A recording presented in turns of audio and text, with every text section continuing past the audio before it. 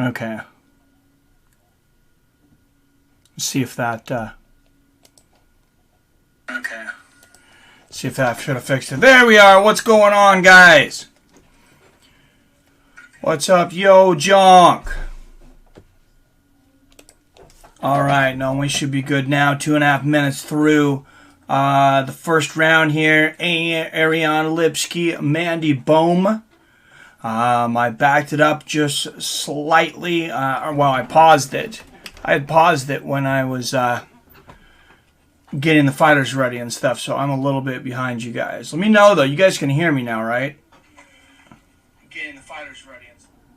Yeah. What's up there, Nelson? Mike Apucci, yippee-ki-yay, mother trucker. Good fights so far.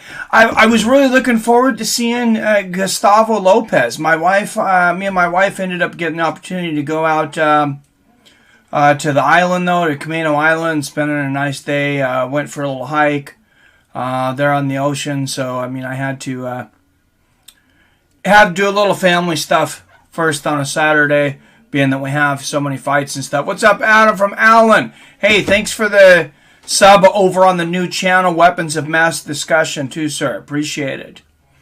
2 videos up over there so far on Weapons of Mass Discussion, with many more to come, guys. I'm been doing a lot of work over there. It's a little more work than fight videos, though. It's a lot of research into making sure that you get everything right. And I guess it was kind of hard to find because Robert Kerrigan said he was looking for it for 2 days. Then he commented on the channel, though, so he's there. He's subscribed. I'll give you guys the link just if you want to support me over there. It's not MMA. If not, that's fine. It's called Weapons of Mass Discussion. It's just all about, like, you know, current events, different things in the past, and just like trying to drop the partisan play, in my opinion, and trying to unite people. Nice body kick there from Lipski here into the first round. Thank you, Robert. What's going on, man? Robert signed up too. Adam from Allen. What's going on, Josh? All right. And into the first round. I realize I'm a bit behind you guys, but I backed it up a little bit so we could start with a fight. I didn't want to have to start with talking about in-between fights. So, did anybody watch the Gustavo Lopez fight, though? I was really interested in watching him fight. I just seen the result. I seen that the result of their fight was a draw, but I don't know what happened yet. I just got home a few minutes ago. Well, thank you, Josh. Appreciate you, sir. Hi, all. Yes. All right, and so I can fast forward to the start of this next round, I guess. Here we go. So, if you're able to rewind, you can come back with me in this Lipski-Mandy Bohm fight. If not, you know, I'll be caught up to you guys soon here. Cheers, Robert. Hi, all. Oh, man, do I ever need a fucking drink this week, Robert? I've done like 16 hours just of IRS compliance paperwork for my tortilla business, and I am burnt. I am burnt. Most of it was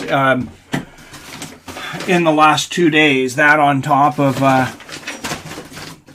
you know, working the driving and merching side of it 6 to 7 days a week. So holy jeez. It's just drink straight out of the bottle, I guess. No. Well, I'll be quiet. So we'll at least pour it in a shot. Is this shot glass clean? Yeah, there we go. Like I said, just got home a few minutes ago. Nice body kick there from Lipski. I really like Ariane Lipski. She is a violent lady. Oh, big right hand there right on the temple. Right hook there from Lipski. All right, guys, we're starting hard. We're starting strong. We got the whiskey.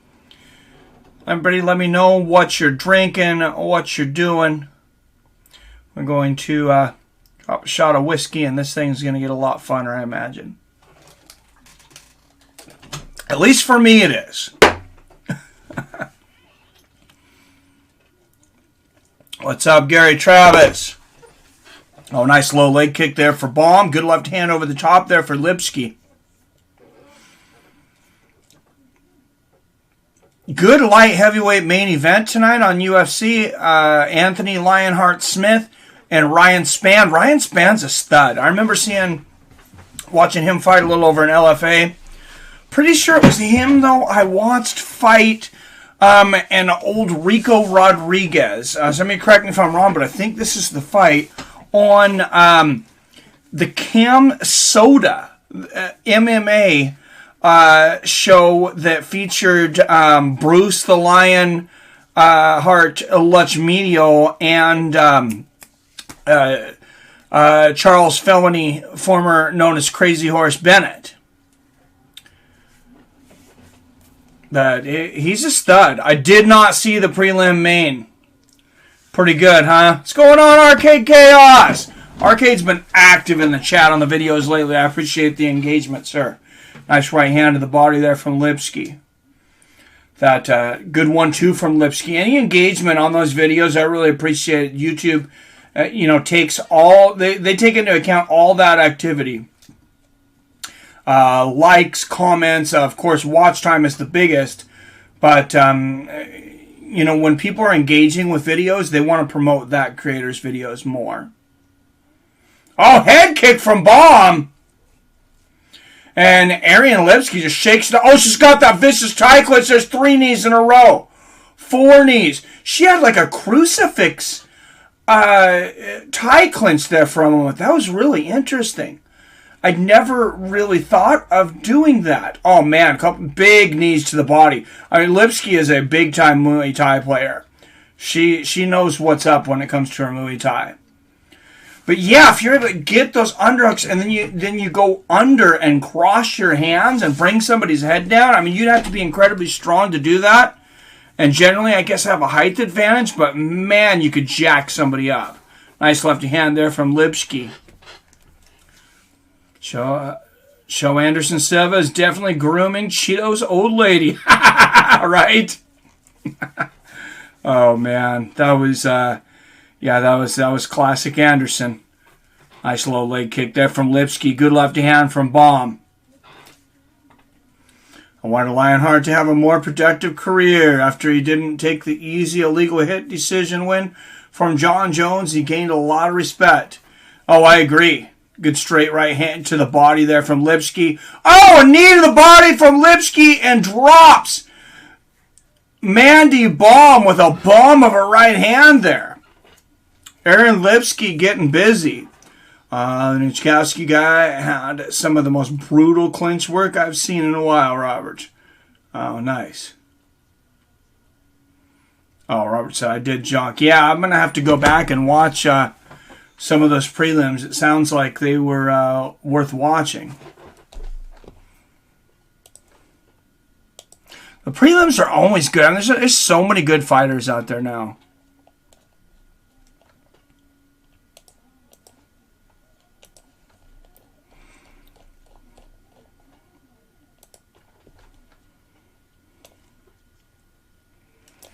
And Arcade Chaos, kaboom!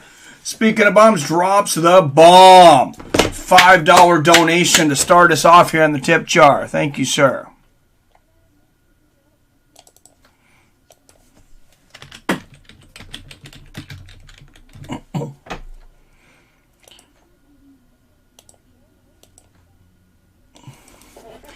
Arcade Chaos.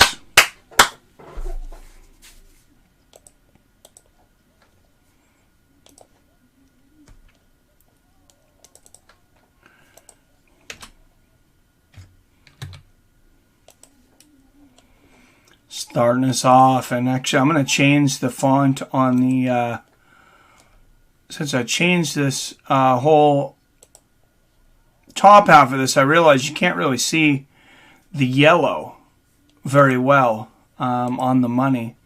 And it should be green anyways because it's money, right? Oh, yeah, I think that looks much better. There we go. Okay, this is Where's Clavitt. Oh, I'm sure he should be around probably. I gave a kind of a late notice on this. Nice 1-2 to the body there from Mandy Baum. I think Mandy Baum's down 2-0 though here to Ariane Lipski. Like I said, she's a violent lady. If you watch some of the stuff that and the flexibility, some of the stuff that she's done in the cage, I mean, not only a great, just a great fighter. Oh, nice right hand there from Lipski. I was gonna say something sexist, but I won't. I would just say her boyfriend or significant other, or whoever's having fun with her, is most likely a lucky man. What's up, New Britain Polly? Sorry, I'm a little tired of the party. What's up, Seattle Mike? Hey, good to see you, man. Just having a good time watching fights. Went out to Camino Island, out to the ocean with my wife. Had a nice lunch and stuff, and went for a hike with her. And now ready to watch some fights. Oh, big right hook from Lipski, and Baum is hurt. And Lipski, she is a finisher. To the head, to the body, to the body, to the head. The ground and pound of Ariane Lipski. Wow. Oh, and somehow Baum survives that. What an assault there from Ariane Lipski, though. What's up, Stephen McHugh? All right, 2 minutes left here in this third round. Then we'll, I'm sure, fast forward because I think I'm a little, I know I'm a little behind. But, yep, cheers, Paulie, cheers. What's everybody drinking tonight? I already started us out tough. Didn't even prime the gut. Just jumping in with the whiskey. And, yeah, I'm feeling it a little bit in the gut. But good stuff to come. Lipski pushing Baum into the fence here at 1.5 minutes. And I got Lipski winning all 3 rounds. Just she's dropped Mandy Baum twice recently, and I can't believe that Baum's still in there. I mean, she's taken a shellacking. Absolute shellacking. About 1 minute left here in this third round. Body kick from Lipski. Baum tries to get the takedown. Lipski easily handles her. Gets the grip here on the side control. Looking at a possible head and arm choke.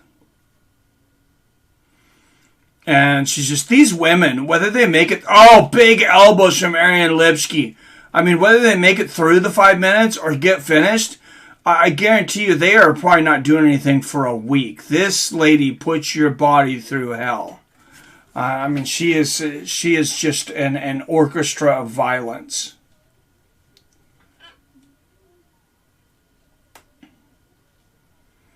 Oh, and big shot. Oh, and Lipski, knowing there's about 25 seconds left, looking at Baum and saying, hey, get up. I want to beat on you some more. Baum gets up, throws a desperate 1-2, but Lipski combination to the head and to the body, the right hook. She wants those 50 G's, baby. Left hand there from Lipski. Good combination there from Baum. Oh, and look at that tie clinch. One arm clinch from Lipski, lands a knee, and Baum not backing down to the last minute, lands a knee of her own. I think Lipski won all 3 rounds, though. All right, for some reason, you are 2 minutes behind me. Oh, I paused it for a moment, Robert. That's why. I paused it while I was having issues with the sound there at the beginning. For whatever reason, we keep on having sound issues at the beginning of the streams. I think it's something to do with YouTube. I don't know. But I meant to remember to compensate for that, and obviously I did not. All right, official decision here. Mandy Baum and Ariane Lipski. Hey, Mike, what's your opinion on this riffraff that Anderson-Tito match was a work? Who's saying it was a work? Easy winner there. Unanimous decision, Ariane Lipski. Unfortunately, none of it matters because Triller went out of their way to ask the Florida State Athletic Commission to not count any of the bouts on professional records.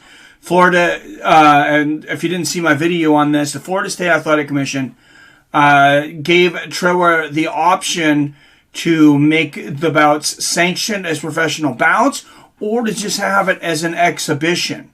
And Triller said we want him as exhibition, but they didn't tell anyone. They didn't tell the fans that were buying the pay-per-view. They didn't tell, they probably, I guess, told the fighters right before, I would imagine.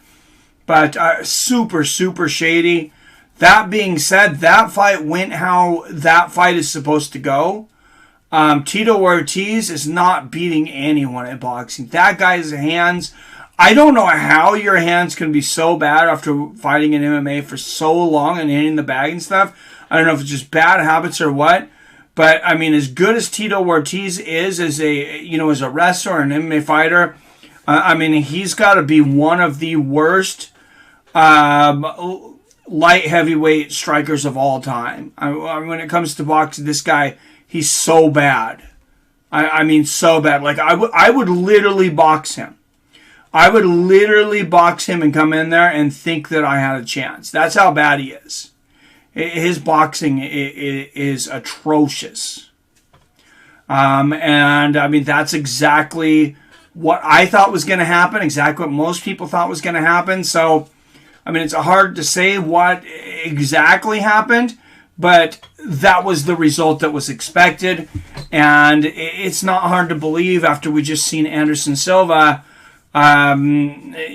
piece up a 38-year-old guy that was 8 years younger than him, Julio Cesar Chavez Jr., and a former world champion. All right, thanks, Robert. And here we are already. Ion Cutelaba and Devin Clark coming up.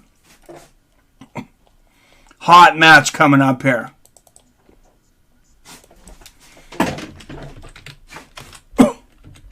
Ion the Hulk Cutelaba.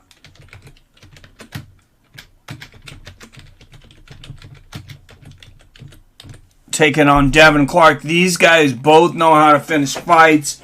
They're both explosive. They both are well-balanced fighters.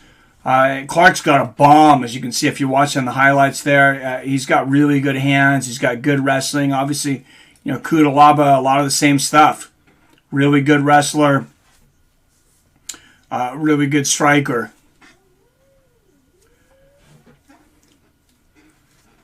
So, that being said, I guess I don't know what happened. But it doesn't really matter because since Triller did that, they're kind of legally not...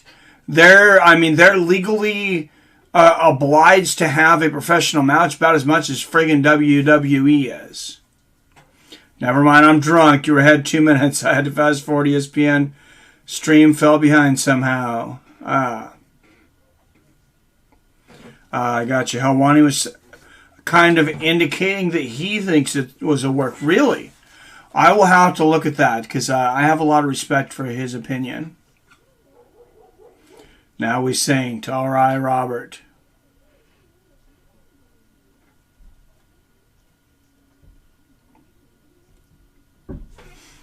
Good to go.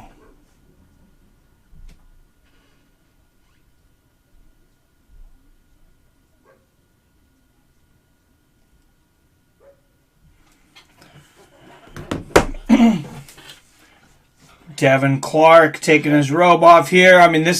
There's a lot riding on this fight. Both of these guys are, they're going to go on a trajectory way up or way down from this fight. But there's a lot on the line here.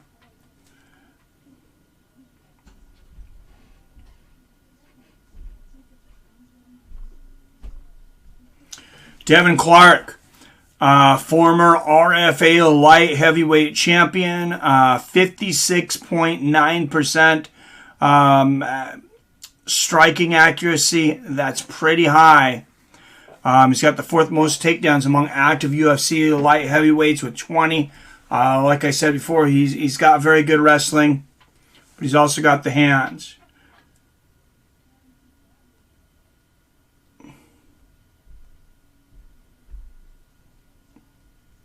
All right, and here he comes, Ion Cutelaba, representing the Republic of Moldova. What's up, 7? Let's get it on. Yes, let's. What do you guys think, though, of the Troa thing? Do you think it was a work? Do you think any of it was a work? All of it was a work? I mean, that heavyweight bout might as well have been a work. I am really, really upset, honestly, about what happened there. That was atrociously dishonest, in my opinion. You had this supposed billionaire Englishman that can't fight for shit, taking on a former world champion. Not good. Not good. Keep your eye on Cutelaba. Oh, absolutely. Keep my eye on both of these guys. These guys are bangers. All right, Cutelaba, 2nd highest takedown accuracy in lightweight history of 57.6%. He's finished 14 of his 15 wins, 12 by knockout. Yeah, these guys do not like judges. And I don't like judges. I mean, because if we're seeing those guys, that means somebody didn't do their job. Somebody didn't finish the fight. So that's what we're here. Fights of friends, fights of finishes. I agree with you. I think that Cheetah fight went exactly how it was supposed to. That's why I was shocked when Hawaii was saying he thinks it was a work. That's interesting, though. Devin Clark, 4 years older than Cutelaba, 31 years old.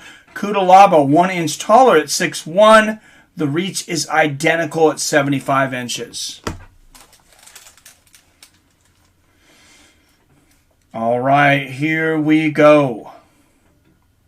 Out of the blue corner, representing Sioux Falls, South Dakota. He is a plus 125 underdog. 12-5 as a professional. Devin Clark.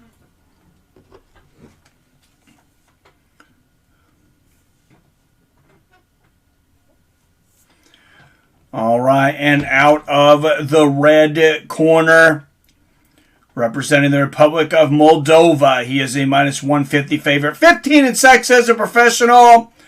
Ion Cutelaba.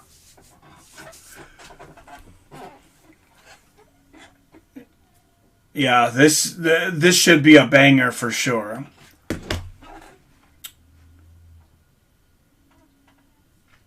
Referee is I Smell Like Alcohol and Cigarettes, Keith Peterson.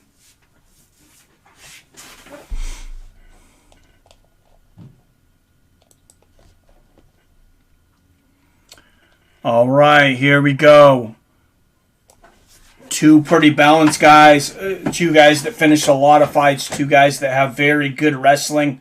A lot of times when you have two very good wrestlers, it ends up being a striking match. But Devin Clark taking Cutelaba down easily out of the gate. Cutelaba popping right back up, though, and look at these knees from Devin Clark. Oh, nice knee to the body there from Clark. Goes for a belly-to-belly suplex there, picking Cutelaba up temporarily. Cutelaba says, not today, son. Knee to the body there from Clark. And, I mean, both of these guys are very wild, very fast starters generally. Cutelaba, maybe a little bit more patient. Devin Clark, I mean, he comes out, especially in his last several fights, really comes out like a firecracker. Very, very quickly. Nice knees to the inside of the thighs. Here from Clark. Oh, big knees from Cutelaba right on the head. Remember, this dude's got a lot of finishes. Oh, and a big body kick there from Cutelaba. Kind of masked that. I think possibly he was thinking about the flying knee and changed his mind in flight. That's a pretty good transition if that's the case. Nice leg kick there from Clark. Those are heavy leg kicks.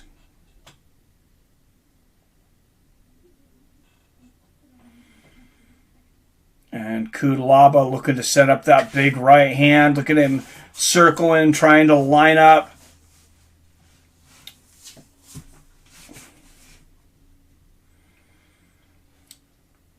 And notice how he moves his head to one direction. Try to get Clark he wants Clark to throw that right hand or to grip with his right hand and leave that chin open for his own right hand. Nice body kick from Clark.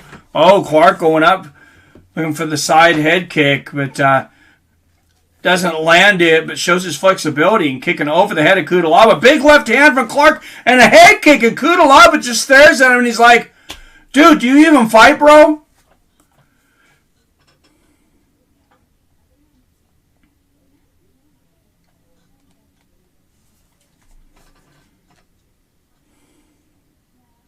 Oh, big knee to the body there for Cutelaba. Right hook from Clark.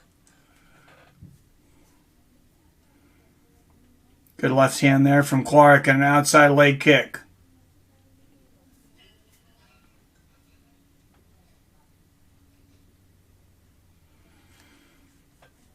And Devin Clark's down. Oh, big right hand for Cutelaba! Clark is down and he is hurt.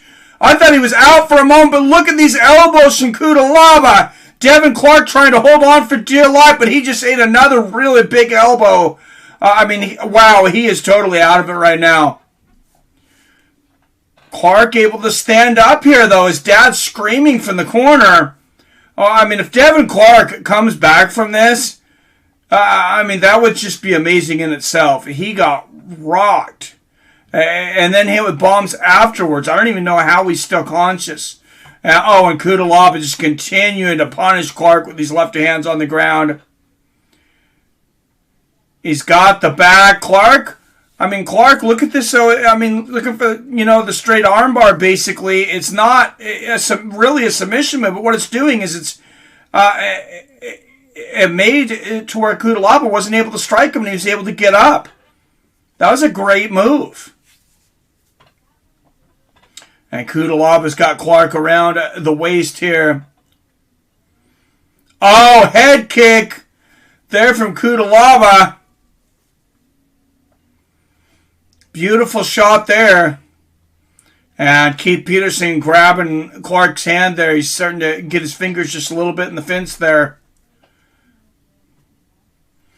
Oh, great takedown there from Cutelaba. And he's just coming back with the ground and pound. Uppercuts from underneath and the hooks. He might finish it here.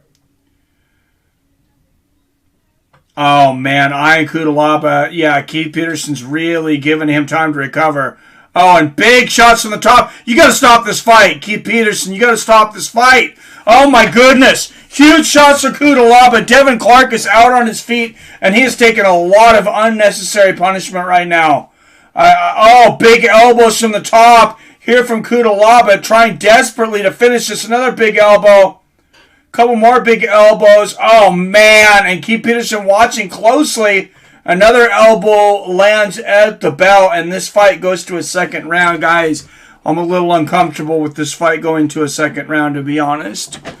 I think that fight could have been stopped about 3 or 4 times in that round.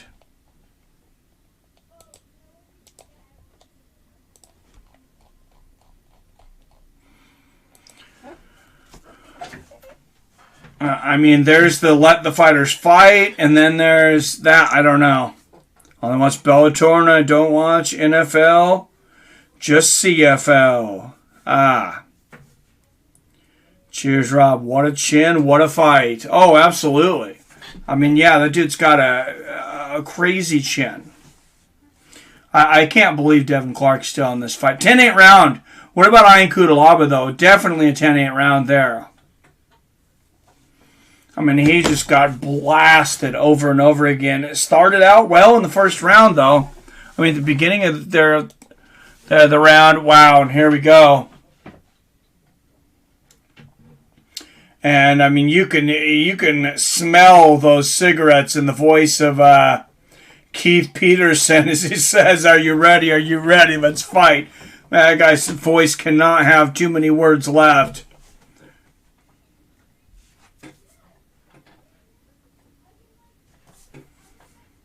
It's going to be doing one of those commercials with the voice box. Nice right hand to the body there from Devin Clark.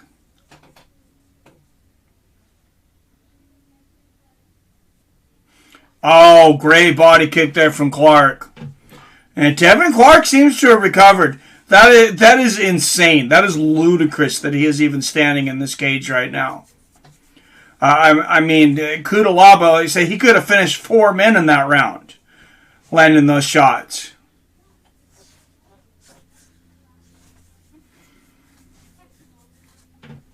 And Kudalaba again, watching the line. Look at this movement, trying to...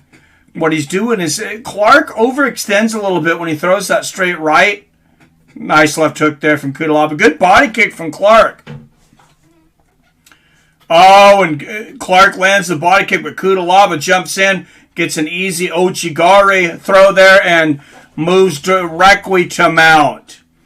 And now, oh, here's his little short elbows here from Kudalaba. And wow, we're getting back in uncomfortable territory. Again, like I said, 10-8 round, I agree. Last round, Robert. Kudalaba, 4 for 5 for takedowns here. And wow, yeah, full mount. And Devin Clark trying to strike from his back. In my opinion, this is not the time you try to strike from your back. This is better be the time you get up. There's about 5 elbows in a row there from Kudalaba. Wow, that was vicious.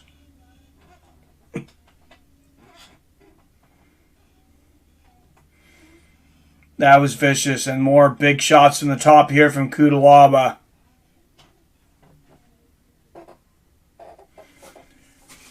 Daniel Cormier saying on Twitter, bald head is going crazy right now.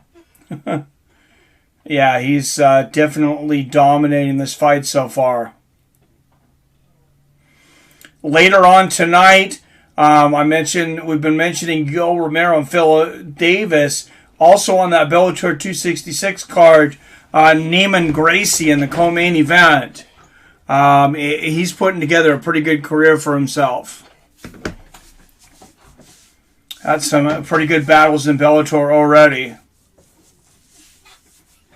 Oh, big shots, hooks and elbows from the top here again from Kudalaba. And man, Devin Clark is earning every dime tonight. All right, guys, make sure you hit that like button. Make sure you're subscribed. Oh, man, oh, look at Clark with the escape, and he lands 2 big right hands. Wouldn't this be a huge comeback if Devin Clark finishes this fight? It could happen. I mean, he looks recovered for the most part. I don't think he's fully recovered. I think he's still a step back, but that spinning wheel kick looked pretty good. And Kudalaba looking for another takedown. Oh, big knee to the body there from Kudalaba. I think when Devin Clark came out for that first takedown and, tapped Kudalaba's butt on the canvas for a moment, I think Kudalaba felt insulted. I think he took that personal. And, you could tell he's just really trying with all of his being to punish Clark.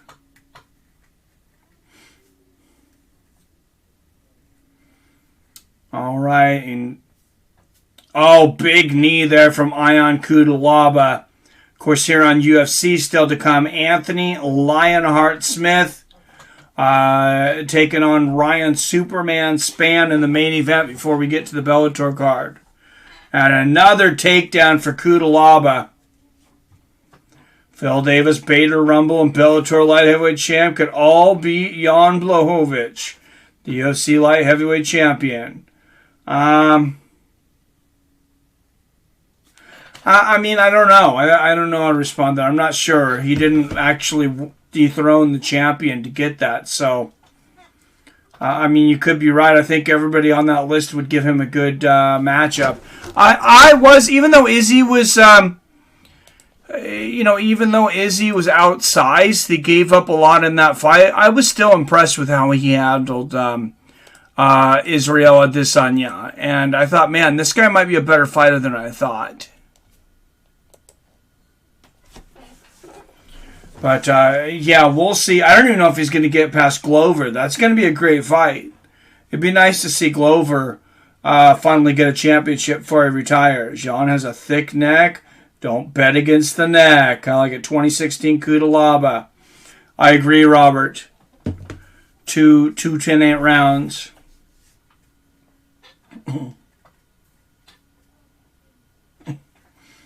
All right, seconds left, and we'll get into this next fight here.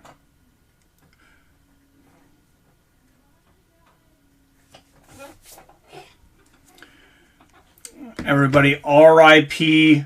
to the great Norm Macdonald. My favorite comedian. For those, I don't think I've ever told you guys that, but Norm Macdonald's my favorite comedian of all time. One of my favorite people on the planet, probably, and very sad to see him succumbing to the battle with cancer. All right, here we go. They're going to see a third round. And left hand from Clark immediately shoots in for the takedown here. Oh, great defense there from Kudalaba. Good left hook lands for Clark, though. Devin Clark, I mean, this dude is game. He's as game as you would expect from a guy with, elk horns tattooed on his chest. Oh, look at how low Kudalaba gets there. Look at the judo there. Look at the Ochigari inside, combining the freestyle wrestling and the judo there, and the result is an incredible takedown there. I mean, Kudalaba is so athletic in that approach. I'd watch Jan versus Rumble. Hell yeah. Oh, absolutely. Only UFC light heavyweight. Who could beat those Bellator guys? Are Yuri. Oh, dude, Yuri Prochaska. Yeah, that guy's the new champ. That guy's the next champ, I believe.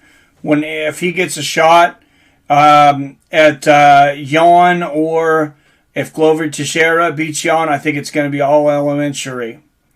My dear Watson. Just Yuri Prochaska all the way. Rumble would kill Jan. Could be. Love Yuri, man. Me too. Our buddy Keith Peterson. Yeah, he's an interesting dude, that Keith Peterson Thurn. Nice knee to the body there from Kudalaba.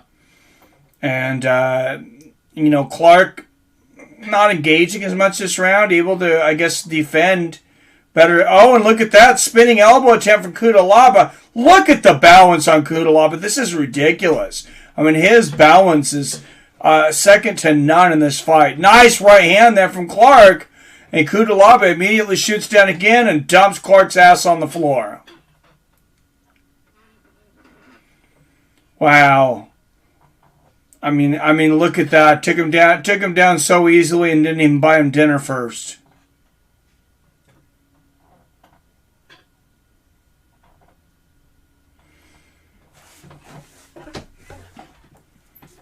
Damn, look at Kudalaba holding the arm down with the knee here. This has got to be so uncomfortable.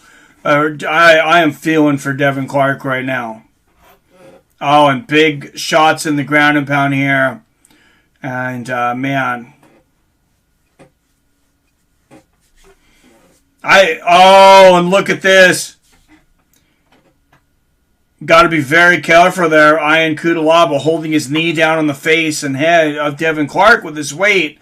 That was almost a knee strike to the head. Technically, it kind of was, because he struck his knee with his head.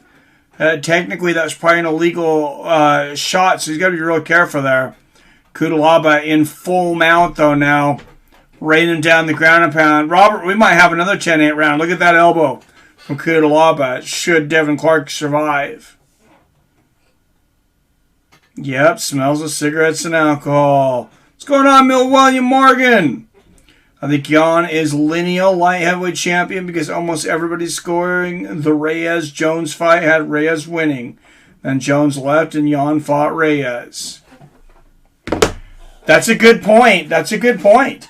Reyes did win that fight, in my opinion. Nice right hook there from Devin Clark. Actually, I thought it was one of the worst championship decisions that I've seen, honestly. Giving John Jones that fight just because I just cannot, with any rule set on any planet, give John Jones 3 rounds in that fight. And Devin Clark getting the takedown here, landing some ground and pound. I mean, I think he obviously needs a finish here.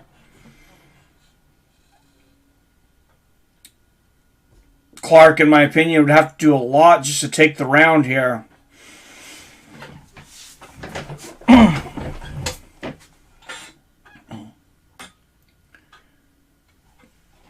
Coming down in the last 20 seconds left of this fight. Main event up next. All big shots from Devin Clark. And it looks like this...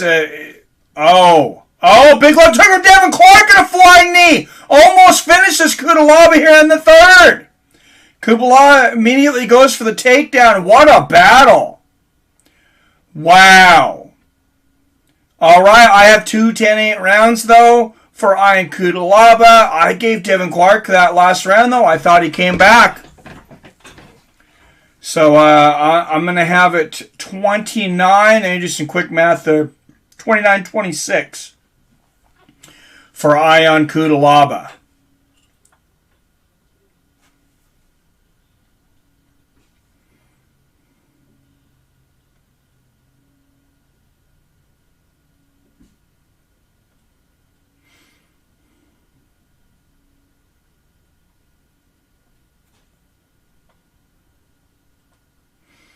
And that is the next match, right?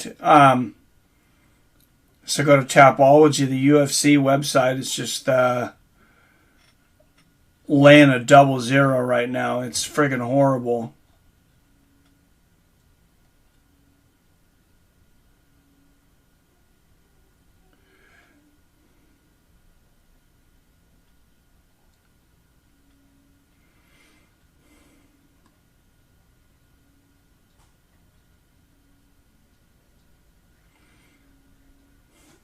All right, next week, Volkanovski and Ortega.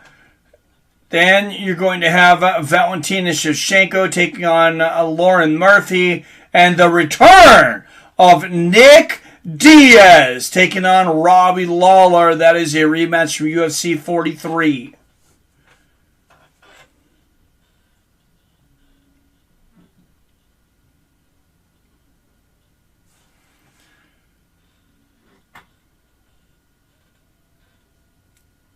He won the whole Kudalaba, taking an easy, unanimous decision there. Yep, Jones won that fight. Reyes is a bum. What's up, Michael Huffman? Just air-fried Hot Pocket meatball. Oh, that sounds good. Hey, I love Hot Pockets, and I got an air fryer, man. I haven't thought to throw those in the air fryer.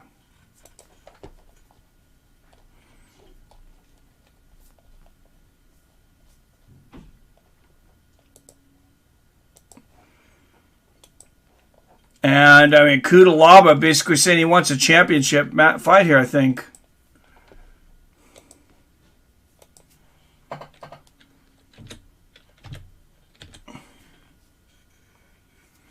You know, I think he's right in line, like we talked about with Yuri. Yuri's obviously first.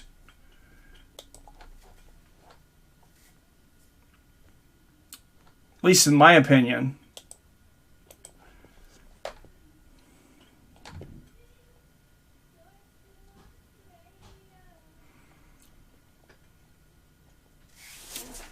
Coming back to Bellator here pretty soon. Guys, for you crazy A's motherfuckers out there, there is a Rising card tonight. Rising 30. Starting at 10:30 p.m. Pacific, 1:30 a.m. Eastern. Rising, of course, has, knees to the head, kicks to the head. Basically all the old UFC rules. They even got the soccer kicks if you're, however comfortable or uncomfortable you are with that. So no 3 or 4 commercials in a row tonight. Let me slip right in. Go figure. Nice. All right. Main event coming up right now.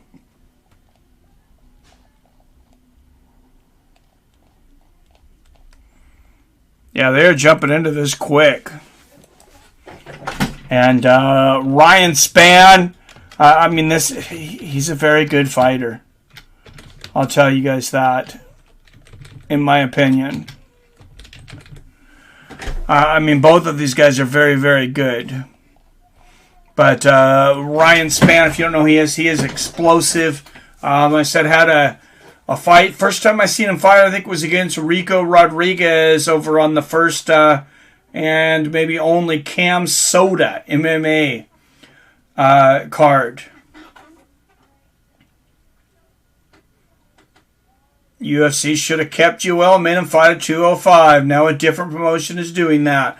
I don't think he would. Here's the thing, though. Yeah, they needed to have better communication because he didn't want to fight at 205 because he said he wouldn't fight John Jones. They trained together and they're friends. But if John Jones going up to heavyweight, those guys should have talked. Yoel could have went up to 205. I just seen the headline. I didn't actually get a chance to read the story, but before I went out of cell coverage earlier today, I seen Anthony Rumble Johnson is out of the Bellator Light Heavyweight Grand Prix tournament. So that's interesting.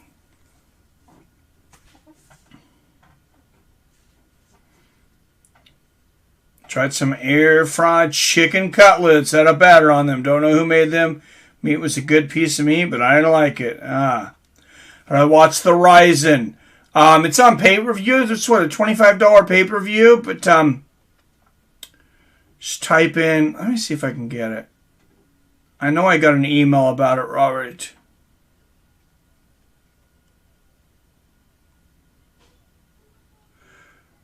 They're not through Fight TV anymore. So I can't remember who the pay-per-view provider is. I think they might just be called like a live stream or something like that. But it's $24.99. I'm trying to find the link to order the dang pay-per-view.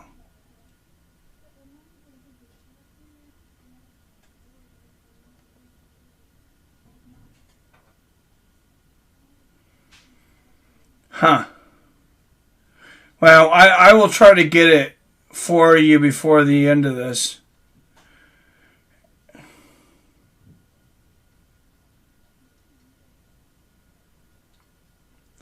This is Ryzen 30, I believe.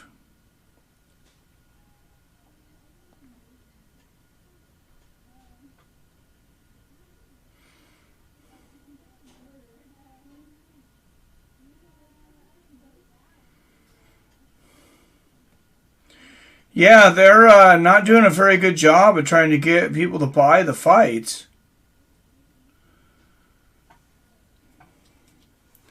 Tell you that. The link might be on their Twitter. Let me see, because I follow them on Twitter.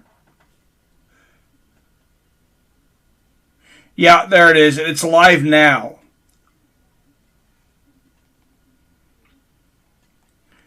So, I got you a link here, Robert. If you want to check it out. Back in the day, or like even a few years ago, I would have tried to stay up and do that whole card too. But I've been up since 2 in the morning. I just found when I try to do that, and stay up for 10, 12-hour streams, it's I end up getting sick more often. So I've gotten smarter. Oh, I hear you, Robert. I don't blame you. Yoel is the most humble guy in MMA. I swear. Yoel Romero and John Jones definitely would have been a barn burner. What's up, Derp Crunch? Yeah. Soldier God. Yep. Being truly competent with himself and happy. Oh, I think you're right. I think he is Arcade. I think he is competent guy. So, Ryan Spann, biggest fight of his career, in my opinion, right here. If he can get a big finish against Anthony Smith, fourth highest knockdown rate, among active UFC light heavyweights, sixth shortest average fight time was 7 minutes and 10 seconds. He's finished 16 of his 19 wins, 5 knockouts, 11 submissions.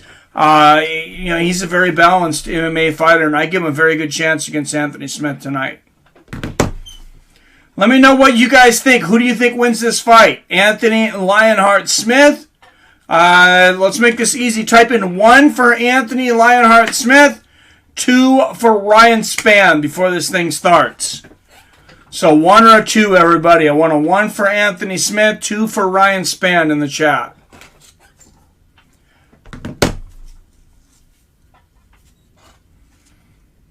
All right, tail of the tape here.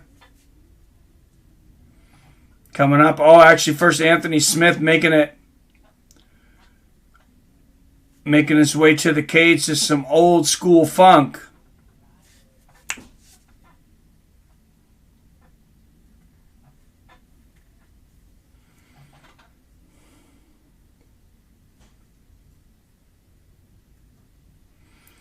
Anthony Lionheart Smith looking to turn the clock back tonight, coming out of Corpus Christi, Texas.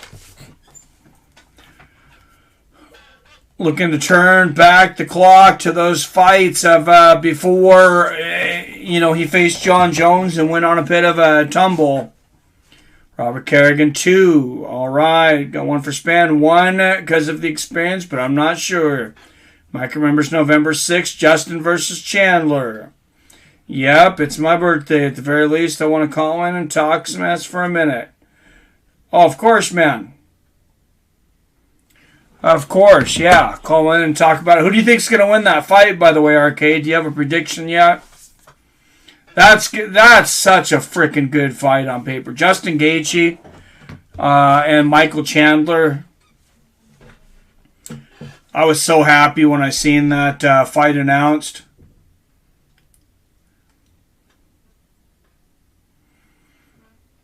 And Smith taking off the jewelry. It's nice art on his back there, too, and on the shoulders. Whoever Smith's tattoo artist is obviously very talented. And for you younger cats in here, if you're watching, you go back 5-10 years ago, even tattoos used to be atrocious compared to today's standards. Especially you go back 10-15 years, you almost never seen tattoos with the kind of quality and detail that you see out of the best ones now. Smith tied for most finishes since 2018 in the division with 6. He's got 19 first-round finishes. He's finished 32 of his 35 wins. 19 knockouts, 13 submissions. So, wow, out of all the fights these guys have had, there's been like 4 fights between the both of them that have gone to decision.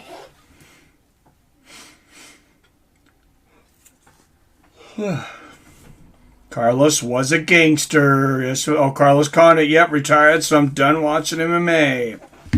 All right, Anthony Smith, 3 years older at 33 years old. Ryan Spann an inch taller at 6'5", and he's got a 3-inch reach advantage, 79 inches. Ryan Spann with quite the wingspan.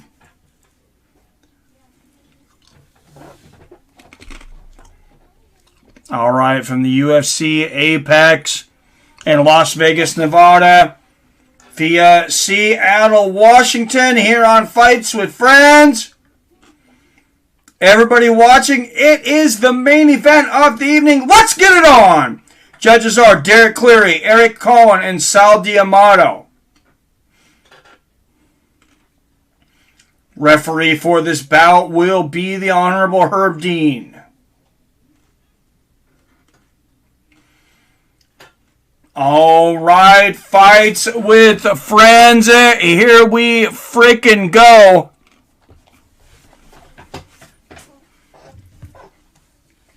Out of the blue corner, representing Beaumont, Texas, a plus 135 underdog, 19-6 as a professional. He is the number 11th ranked light heavyweight in the world, Ryan Superman Spann. Hope Chandler beats Gaethje. Justin the Jerk thinks he is better than he is. All right, I'm fighting out of Omaha, Nebraska. A minus 160 favorite. 35-6 as a professional. He is the number 6 ranked light heavyweight contender in the world, Anthony Lionheart Smith.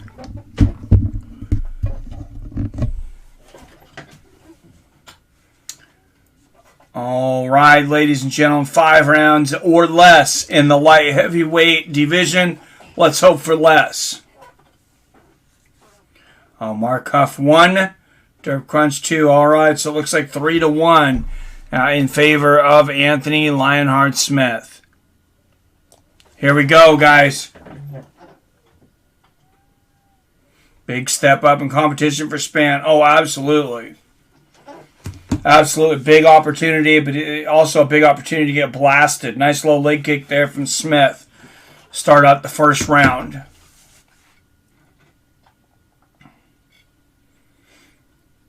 Oh, good front kick to the body from Spann.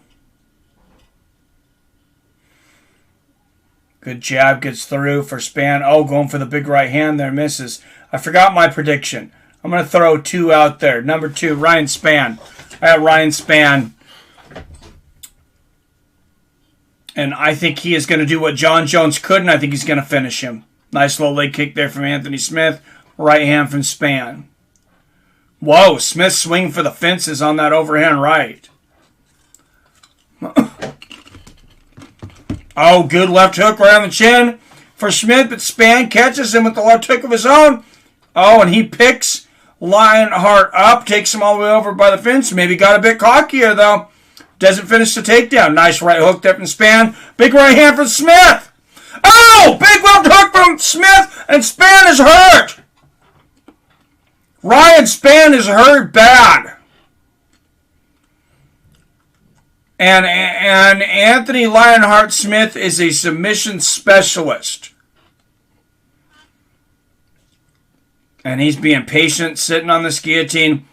Ryan Spann, the younger, less experienced fighter, we'll see if he's able to make smart decisions while he's hurt here. Oh, Smith's got the arm, and this... Oh! What? Look at the reversal of Ryan Spann! And a flying knee to the chest! Oh my God, Ryan Spann! Ryan Superman Spann just took off like Superman. Oh, I think he hurt Smith with that flying knee, too, to the body. Oh, and Smith jumping up lands a flying knee. And a right hand! Spann's still hurt. I believe Spann is still a little stunned. Little rocky here. We'll see if Smith can finish him. Good jab there from Spann. Man, what a reversal. Just the way that he reversed it, too, for Spann. Oh, big right hand from Spann. But, oh, and look, both guys landing. Oh, Spann looks like he's walking on ice right now, though, very wobbly. And there's the elbow from Smith, the left hook. Oh, and Smith just landing at will right now, and big elbows. Wow, Ryan Spann, this is not the time to try to show whose balls are bigger and try to get a knockout. If you're Ryan Spann, you got to survive this round. Anthony Smith really watching Spann. Yeah, he did think about a knee there, and Spann at least had the wherewithal to not get off his knees. I'm sure he would have liked to get up there, but he was aware of where Smith was standing and where his knees were, and decided against it. Oh man, Smith on top. Big elbow to the side of the head there from Smith. Smith's got a lot of time to possibly get this submission. He's got a lot of them. Stretching Spann out. Oh, going for the rear naked, and there it is! Ryan Spann taps, and Anthony Lionheart Smith finishes this fight. Whoa, and Lionheart Smith, I don't know what happened between him and Spann, but Smith is still, wow, he is still jawing and running at Spann. So I got to figure out what happened here. Now Spann moving forward. Wow, Smith, he usually is the cooler-headed guy, but whatever, Spann.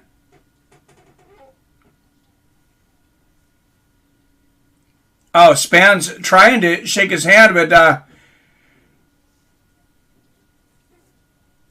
yeah, these are two guys that are both usually pretty chill. I don't know what happened there, but I have never seen Smith that upset. I mean, if he would have taken that kind of anger when that dude broke in his house, that guy might not be alive.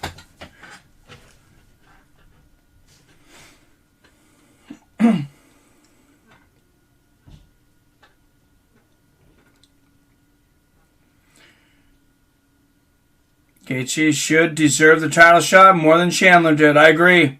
Used to hate Michael Chandler, but since Oliveira put him in his place. Well, you guys got it. The ones got it. There's 3 out of the 4. You guys picked it. Weird Charles being dominated, then got a lucky shot, becomes champion. That just says one thing. Charles Oliveira has a way better chin than Michael Chandler. We got us a fight, boys. What's up, gringo? Smith looking good. Charles will not have a single successful title defense, in my opinion, even though I hope he chokes out Dustin. Smith is just fired up. He'll apologize later, I'm sure. What's up, Greg? Yeah, I'm interested to see what in the world Ryan Spann said. And then look at this. Perfect timing ending on this. Ends at 6:45. 15 minutes away from the Bellator main card starting. So, perfect. Perfect timing. Can't complain with that. What is Dustin now? Mind you, I love Dustin. He's one of my favorites. I'm just speaking my mind. He's no spring chicken. Personally, I think Oliveira knows that he has to submit him fast, and he will do it.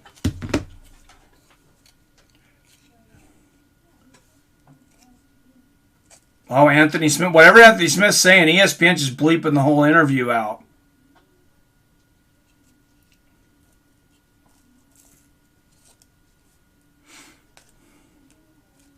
I guess they learned their lesson.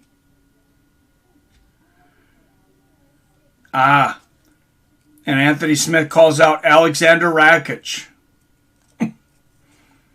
36-16 on a 3-fight win streak. He says, I want somebody ahead of me, and I earned that.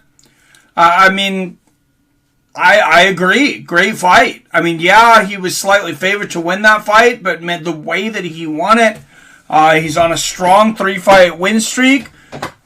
We've seen a lot of fighters have that downfall after getting their championship fight. Smith had his as well. I thought maybe he was done there for a while. We are really seeing an Anthony Lionheart Smith resurgence. You know what they say, never say never, and Tony being washed up, what does that have to do with anything? Wow, Smith. Yeah, he was pissed. What's up, Torn Brown in the house? Hey, good to see you, my friend. Just looking forward to an incredible night of fights. And I think we're going to have one. Good Bellator card. It's a Neiman Gracie. an incredibly talented Gracie popping in on this card. Main event, of course, the Bellator debut of Yoel Soldier of God Romero taking on Phill Mr. Wonderful Davis. Jordan Smith is going nuts. Love it. Yeah, I've never seen him that damn upset. That's for sure.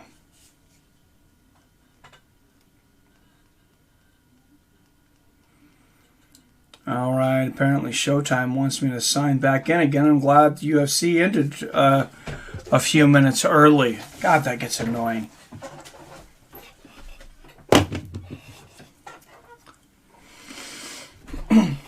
Constantly signing in and out of it, signing into every app. Clavin! Hey! Doing good, man. What's up with you? Just having fun watching some fights. Spann will get there. He's not ready for championship level fights yet. Guy's still really good considering his level of experience. I agree. No, I think he's a future contender. I think Justin took everything left from Tony is all. I know I sound like I'm singing Oliveira's praise. Believe me, he has a lot of holes in his game. I just think this is his time, however short it is. Just been chilling. I'm going to chill for a bit. I was going to sleep. Got my second win. Nice. Hey, I know how that is. You think you're out. Just when you think you're out, they pull you back in. And like I said earlier, for those that don't know it, and I just want to, give my thoughts on the situation. R.I.P. Norm Macdonald. Norm Macdonald was, I really loved that guy. You know, my favorite fighter of all time. And just a great guy. And super hilarious guy, R.I.P. Norm Macdonald, and I feel for, all his friends and family coming through this. But man, did he give us a great body of work to look back on and enjoy in his 61 years on Earth. Did you see Justin G saying Charles Oliveira is a quitter and is not that good? Well, I mean, I don't know. Obviously he's not a quitter. He's saying things. He's saying things. He's trying to stir up heat for that fight. I don't think that fight needs a whole lot of heat. Whoever wins between him and Chandler, I guess it's kind of hard to argue throwing Chandler right back in there right away. 2-1 in the UFC and jumping into his second title fight. That seems a bit much. But, Gaethje gets the win. I think he should get a title fight. And I think he beats Oliveira. I think that's a horrible matchup for Charles.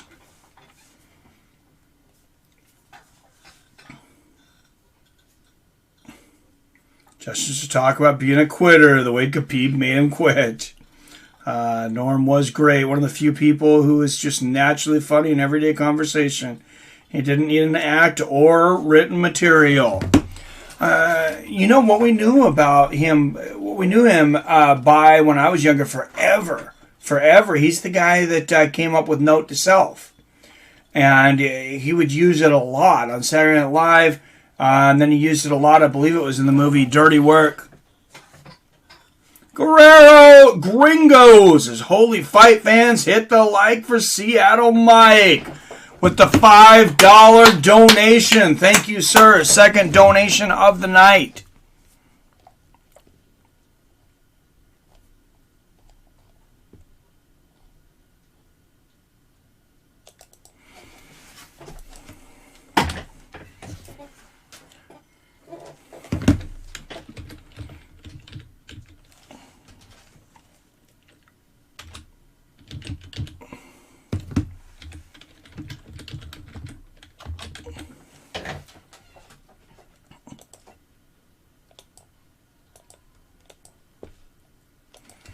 Thank you very much, Guerrero Gringo.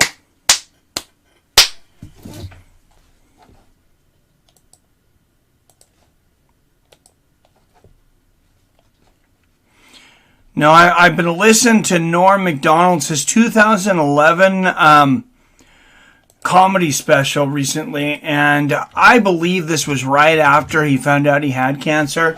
He didn't tell people, but he'd basically been fighting cancer for 10 years, since 2011. And it really seems like that he wrote that particular special after finding out he has cancer. Because, I mean, listening to it, knowing that he had cancer now, it makes a lot more sense. I hadn't listened to that one before, actually. R.I.P. Norm, absolutely. What's up, Arcade? Justin quit against Khabib. What an embarrassing showing. Well, I mean, a lot of people have bad showings against Khabib. Chilling, Collab, playing a little game, chatting, smoking, same old, same old. Ola Chaos, Guerrero.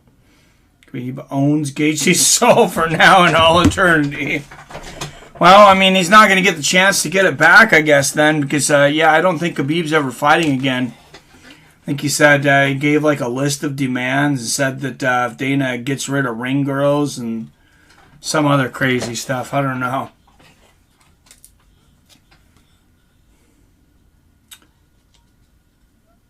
Monkey spunk flavor of the night, huh? About to smoke a lava cake infused pre-roll.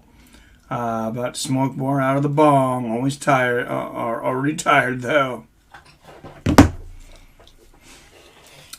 All right, if you're on the Showtime app, 1 minute, they go live for their main card.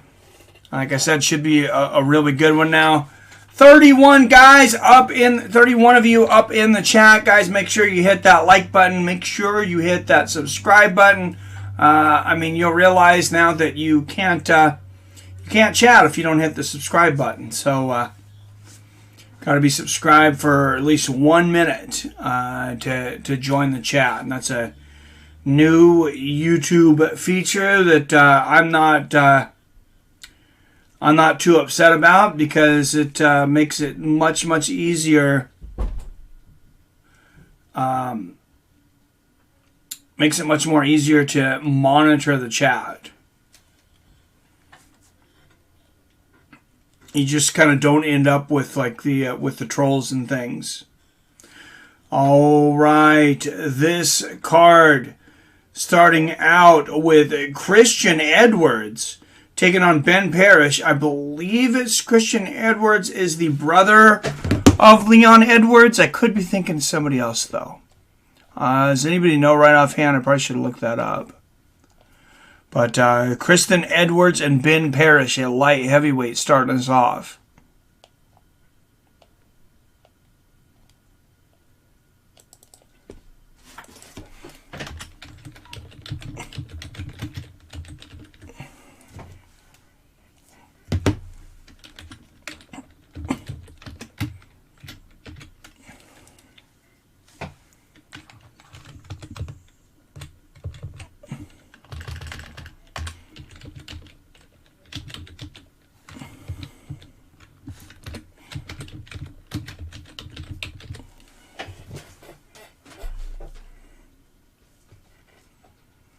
All right, breaking news here. Breaking news here, fight fans.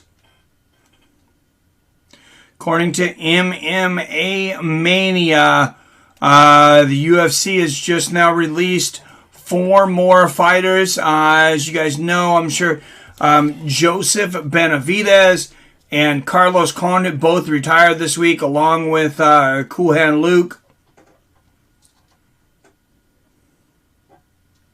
So we are not even 1 month removed from seeing the promotion release the likes of Yancy Medeiros and Ryan Benoit, but UFC is back to its cutting ways. Okay, so this is the new list of fighters that are cut. Roosevelt Roberts, Anderson Dos Santos, Draco Rodriguez, and Jamie Simmons. All 4 of those fighters no longer in the UFC, at least for now. Might get their chance to fight back into it, but for now they are out of the UFC. Harvest my crop, hanging as we speak. Oh, nice. When does Yoel fight Davis? Very soon. Well, there's 5 fights on the main card, so it'll probably be, honestly, it'll probably be about 2.5 hours. Watching Dracula, the original one. Did you know in the original Bela Lugosi Dracula, they never show vampire fangs? Yeah, I know they show. I know a lot of those older movies that they left a lot of things to your imagination, which I mean sometimes definitely does work to make a movie scarier, because I mean your own imagination can come up with some crazy things, but really one of the biggest reasons for that was they just didn't have the technology, and a lot of that stuff looks super cheesy in those first those first horror and sci-fi movies. I'll be back, everyone. All right, Torin. We'll see you. They need to cut Donald Cerrone and Jim Miller. Oh, they cut Roosevelt Roberts. He wasn't that good anyways, right? That's your Mafia name. All right, 40 up in here. 40 of you fans of violence. Make sure you hit that like button. Make sure you're subscribed.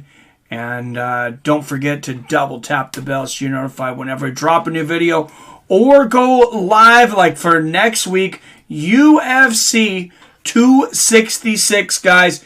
It is a barn burner starting out. That magical 3 spot we've talked about. It'll be the first ever third fight of a UFC that's 5 rounds. The second ever non-title fight, non-main event that is a 5-rounder. And that is going to be Robbie Lawler versus Nick Diaz 2. It's a rematch from UFC 43. Followed by the Bullet Valentina Shevchenko taking on Lauren Murphy. And in the main event, featherweight champion Brian Volkanovski defending his belt against Brian Ortega. Jim Miller and Cerrone are MMA royalty. Agreed. Tonight, earlier on UFC broadcast, did a thank you tribute. Joseph Benavidez and Carlos Condit officially retired. What's up, J-Dig? Sergeant Ledge finished Watson Smith fight. Hey, I started late too, man, so no need to apologize. Showed clips of their career. That's nice when they do that. Because he's Donald Cerrone. It's expensive but worth it. These been some of the best bats I've smoked since teen. Cerrone just needs to retire. So does Jim Miller. I agree. So does John Jones. Derp Crunch. They probably cut Tony Ferguson before they cut Cerrone. Dude, yeah, they really like Donald Cerrone, man. Tony Ferguson, I mean, He's been such a popular fighter for them, though. I don't know that they're going to be in a big rush to cut him either. But, man, look at this. Yoel, the Soldier of God Romero, making his Bellator debut tonight. Oh, man, what a special night. Taking on Mr. Wonderful Phill Davis. First time we get to actually see Yoel Romero at his actual weight, at light heavyweight. Guys, y'all better be scared. Y'all better be scared. This guy's coming to take over the Bellator light heavyweight division. And he's starting with Phill Davis tonight. And I'm going to take Yoel Romero 2nd round knockout. I think the Soldier of God gets it done.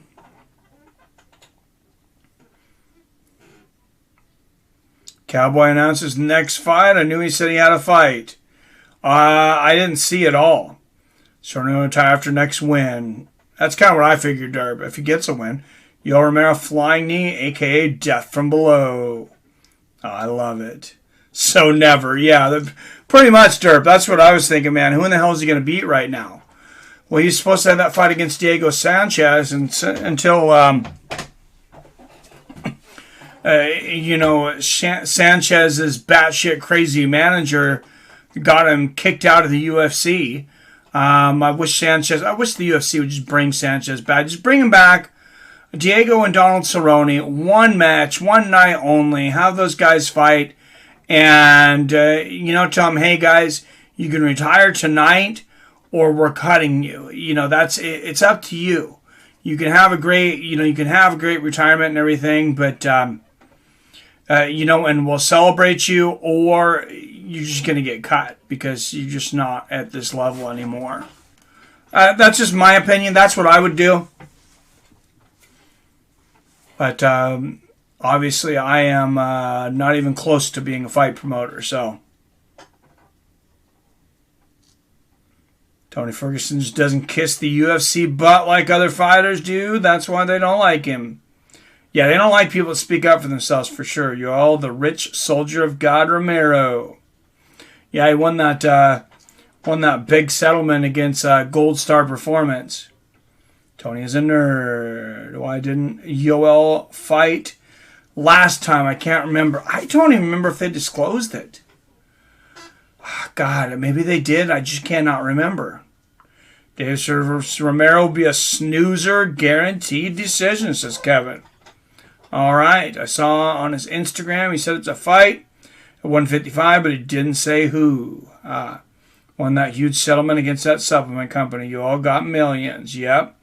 Joel will be knocked out. Dirt Crunch, I mean, he may be, but I don't think it's going to happen against Phill Davis, man. Phill Davis he's just not a powerful dude. He's tough. He's got great wrestling. Even though this is Yoel's first match at 205, I think Phil's going to have some issues dealing with the size and strength of the Soldier of God. He is the younger man, though. And Romero has seemed to be slowing down in his last couple fights. You'll then fight because doctors wouldn't clear one of his eyes. Thank you, Robert. Now that sounds familiar. I could not for the life of remember why. I like Cerrone because he's a yes man and a sucker. Yeah, I mean, he kind of is. I don't know. I like the guy, though. Cowboy versus Chuck Liddell at a catchweight retirement fight. Oh, geez, I'm picking Phil. All right, now Cowboy is a legend. There is a poll up for this one. If you go to the community tab on the Fights with Friends page, you're going to see Romero versus Davis. So far, 89 of you have voted. And it is Davis by decision, 10%. Romero by decision, 15%. Followed by Davis by decision at 19%. And then the leader, not even close, is Romero by finish. 56% of you said Yoel Romero by finish. 71% of you picked Romero outright. So, big support for the Soldier of God with the Fights with Friends community, obviously. They're both fighting ahead of time. That is, that if this fight is lame and boring, that they're both in big. They both addressed it in interviews. Anthony Smith was a stud tonight.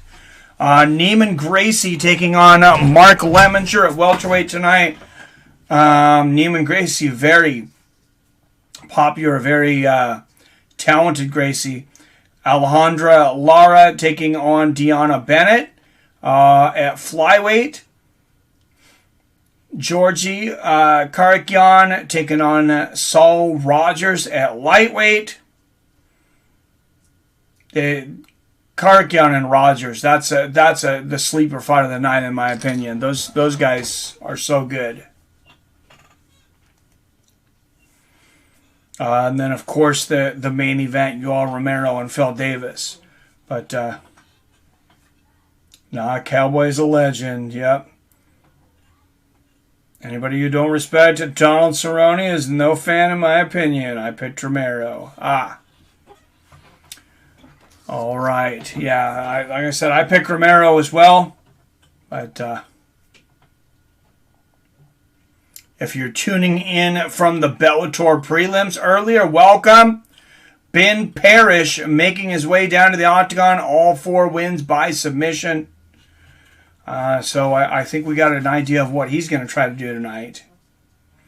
I'm going to go get a quick glass of water, guys, and I will be right back. I'm feeling a little dehydrated already.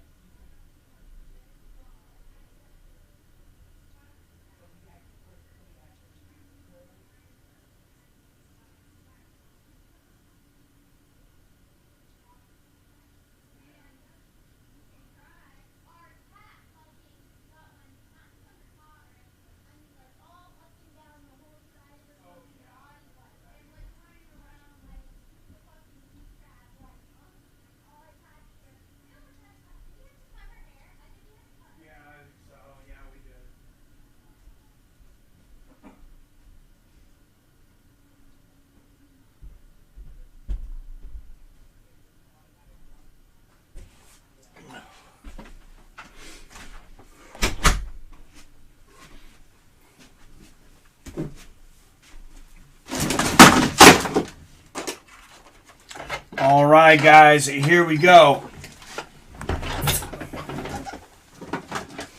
Christian Edwards, Ben Parrish. I believe Christian Edwards is the brother of Leon Edwards.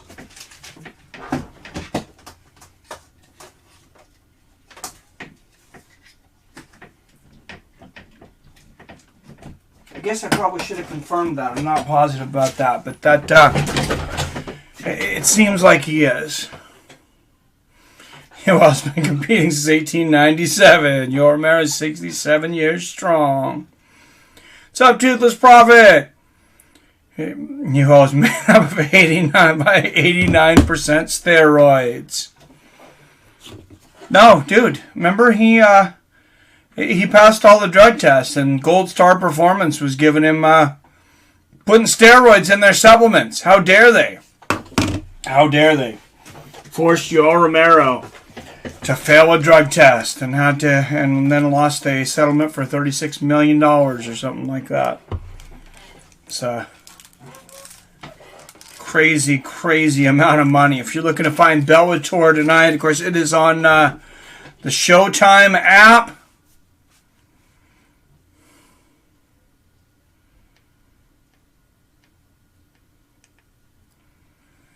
And I need to reorganize this room because when I came in, I kicked my Roku over and reset the fight. But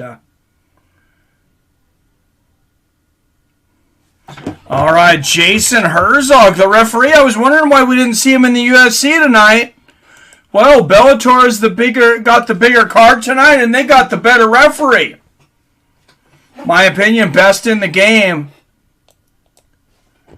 Jason Herzog. All right, guys. Christian Edwards in the red gloves, and Ben Parrish in the blue gloves. Oh, nice body kick from Edwards out of the gate, and a front kick to the knee from Christian Edwards. Oh! Big right hand from Edwards, and a nice body kick there from Parrish. Good body kick there from Parrish again. Parrish has got a little bit of he's got a chunky gut. Yeah, chunky. Oh! A 1-2 from Parrish, and he floors Edwards. Big hammer fist. It's all over. Ben Parrish, welcome to Bellator. Damn.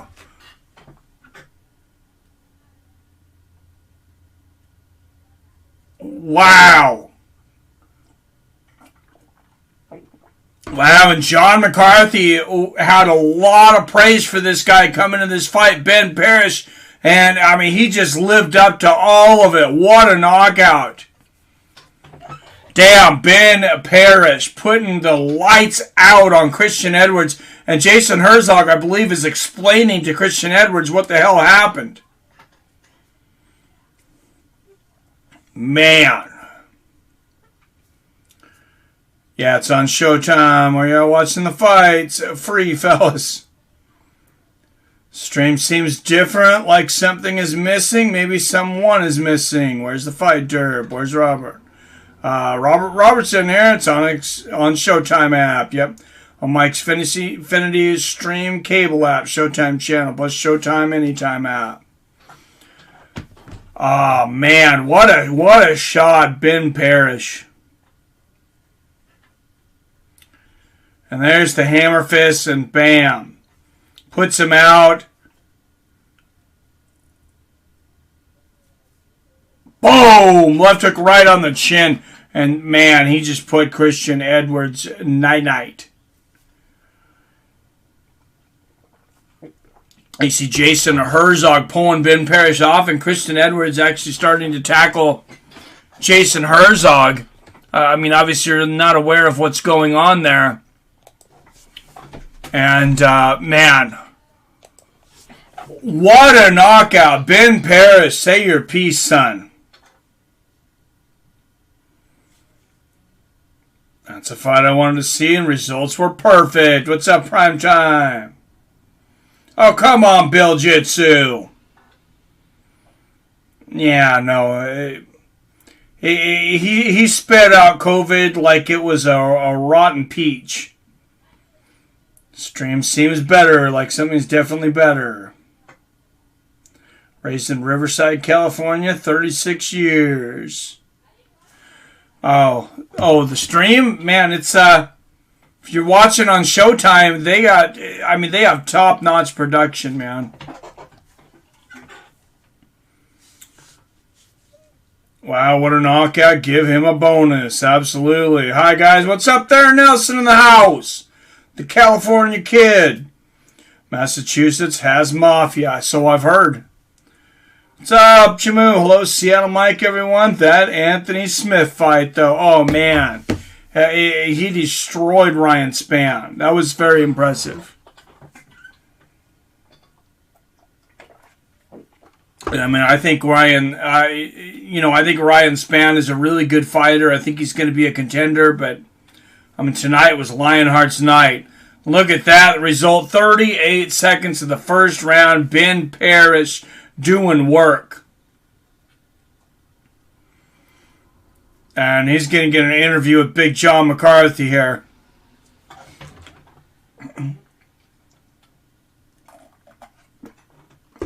And he says, feels good to shut a lot of people up. That's all I can say.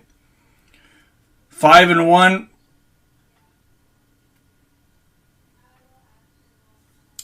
First knockout of his career tonight, too.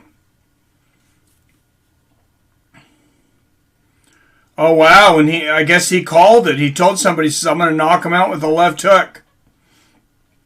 And he got it. He says, that's not luck, that's preparation.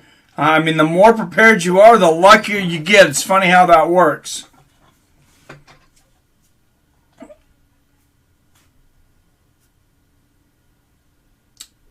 Deeply saddened as well, fellas. Oh, jeez.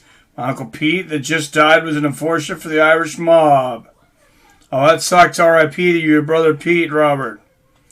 I suspected more out of Spann. Oh, stories he told me on his deathbed were awesome. That's crazy. That's got to be hard to listen to. A little bit knowing you're going to lose somebody, but then you don't want to not listen either. You want to have every last minute. All right, big start to Bellator 266. Everybody make sure and hit that like button. Let's jump that subscribe number up. We're about to jump through to the next through the next 100 here. I think we can do it. I think we can do it quickly.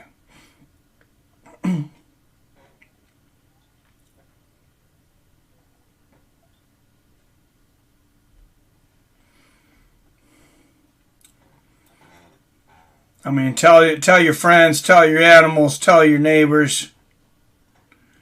We're at 6360. Just 40 subscribers to 6,400. So we're starting to move up again. Any Whitey Bulger stories? I really wanted that movie to be made proper, Derp, on Whitey Bulger. And I never did it. I have not watched it. I think it was Johnny Depp playing Whitey Bulger. And he went to Whitey in jail and wanted some help on playing him. And Whitey wasn't having it. Whitey don't play that. And he said, no, I'm not going to help you. I'm in jail. I'm not going to help you. Yoel Romero, 4-time UFC middleweight title challenger, 13-4 with 11 knockouts. There he is, walking around outside.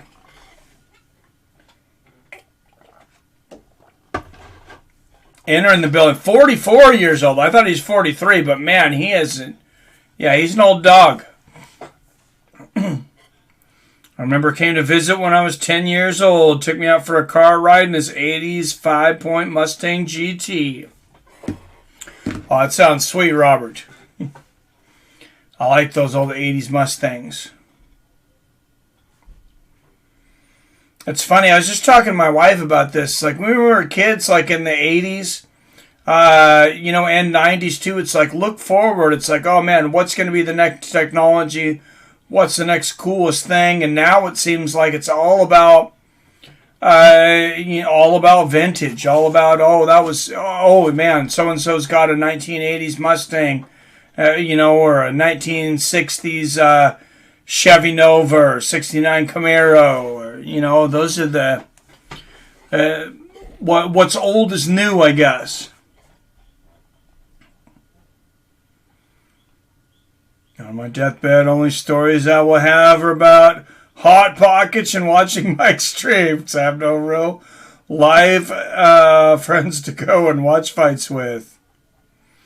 Hey. It's a good community to be a part of, right?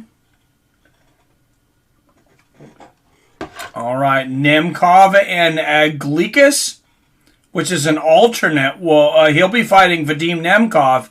Ryan Bader will be fighting Corey Anderson. All that on October 16th. Anthony Rumble Johnson.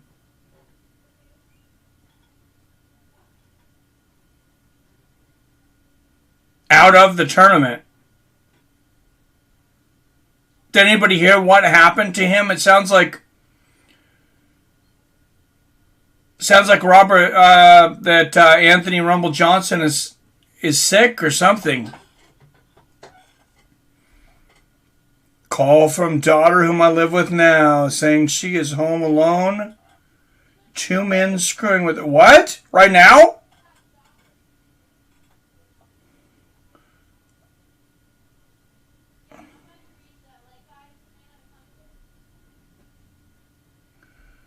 Oh, a while back. I got you. Fox Buddy, love the Fox Buddy, especially no less. Took me over there, jumped out the car with a billy club and said to the guys, come get some of this pure black iris. Beat the shit out of them. Damn. Hey, that's it. Yeah, they should have been messing with her. Good for him. Good for him. Putting down an old school beating. I believe in the old school beatings. When it's warranted.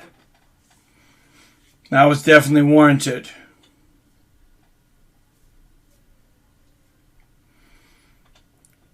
Oh yeah, the Fox body, nice car though. C-Cone A Defender, what's up, Mike? Good to see you, bro. Hey, good to see you, A Defender. Yikes, yeah, that's nuts. I'm glad he was there to do that though.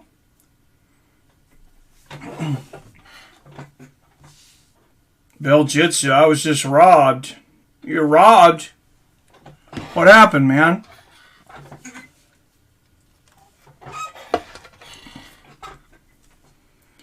So, man, I'm going for Phil. He's my wrestling coach at my high school. What's going on? Aiden Provencio. Phill Davis is your wrestling coach? What high school is that at? I didn't realize he was coaching in a high school. That's awesome, man. Let's get a shout out for your high school. Where are you at, bro? All right, Georgie Karakian and Saul Rogers tonight at lightweight. Like I said, that's my sleeper bout of the night. Should really be a good one. It's pouring rain. He's wearing one of those gopher hats with leather jacket. Remember thinking it was straight out of a movie. Oh, damn. I'm sure. Bonita Vista High School in San Diego.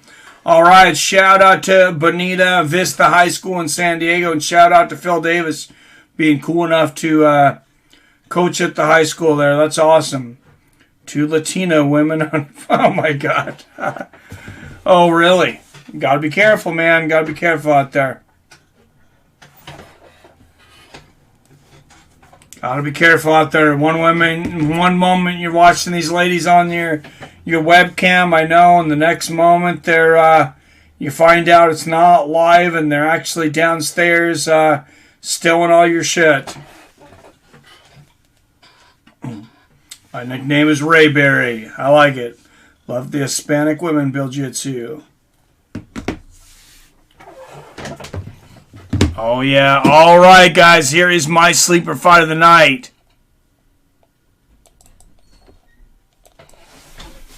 Saul Rogers making his way down to the cage.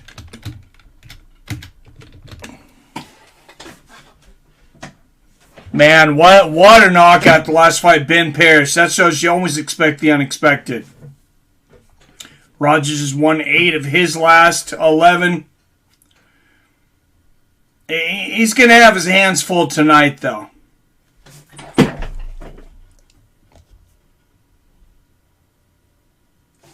Give you a tip by liking the video. Well, thanks for the tip. It's not my baby. What? I will steal your soul. I like it. Yeah, Saul Rogers is a stud. This guy, you got to see your high school coach get put to sleep. Nita, oh Jesus, come on, Derp Crunch. Luckily, I was able to get one pregnant before I got beaten and robbed. Oh, Bill Jitsu, come on, man, come on.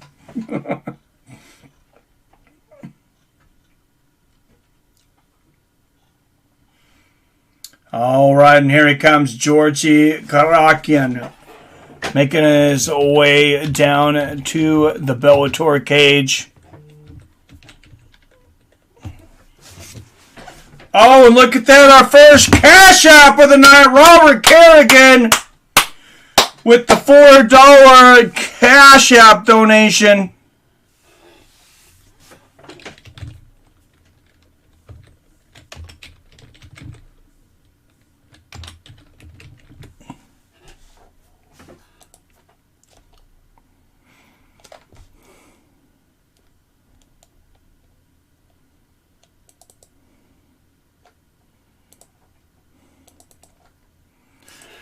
Getting the cash app donation, Robert Kerrigan.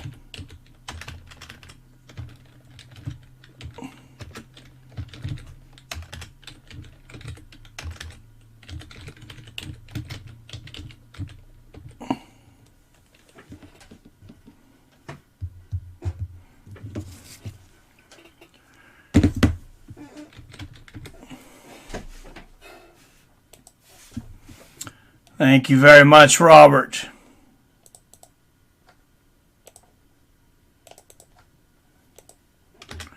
And bringing us the $14 in the old tip jar tonight. All right, guys. George Karakian, 36-11. Saul Rogers, 14-4. Georgie, 5 years older at 36. Rogers, 2 inches taller at 5'10". Saul Rogers will have a 4-inch reach advantage. 71.5 inches.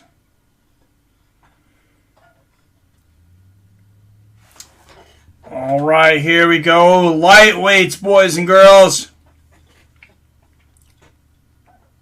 Who do you think will win? Diaz versus Lawler. I got to go with Diaz, man.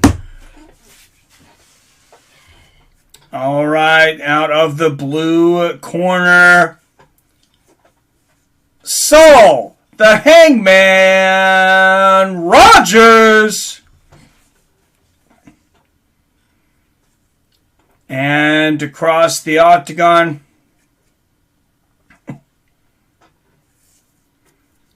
31-11 notable wins.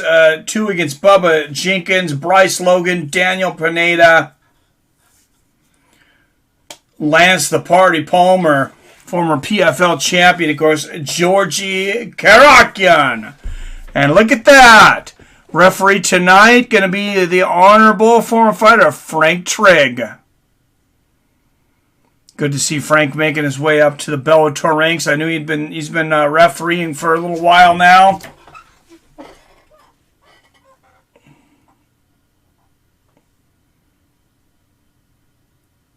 Cool if I share a link to the fights free, fellas. Me too, Mike. Bill, I will ban you. No, don't do that. I'll have to kick you out. Yeah, we can't share illegal links, man. Sorry, get me in trouble with YouTube. Good combination there from Rogers. Thank you for asking, though, before you put it up. I wish we could, though, man. Nice low leg kick there from Karakian. So here's something you guys can do that's legal. I don't guarantee the work. I haven't tried it. But if you go to the Bellator.com or Bellator app, it says not available in this region for the main card. So that means if you have a VPN, you might find, you might be able to find a region where you can watch it.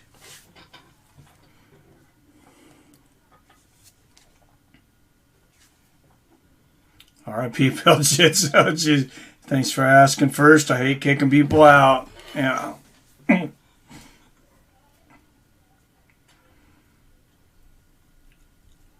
Oh, great exchange there. Oh, look at that leg kick from Georgie. And these guys are banging early here. Oh, Rogers swinging the fences on that right hand, and Karakian grabbing the clinch here, shoving Rogers up against the fence. Oh, beautiful hip throw there for Georgie. Georgie on top of Rogers now in his guard. Georgie Karakian, I mean, he's an anaconda on the ground. Dude's got incredible submissions. Both these guys are high-level jiu-jitsu guys. Frank Trigg, yep, Twinkle Toes the fighter. You're right. Frank won't ref the UFC. Scared Bruce Buffer's going to beat him up again. Oh, my goodness. I got to pin that. I'm friends with Frank, but I got to pin that. Sorry, Frank. That was hilarious.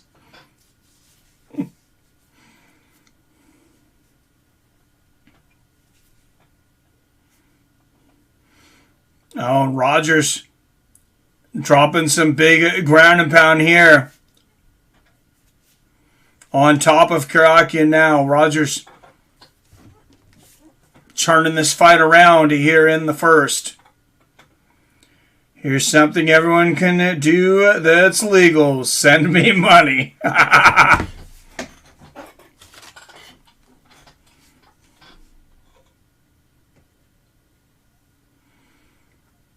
Oh, nice short elbows here from Rogers.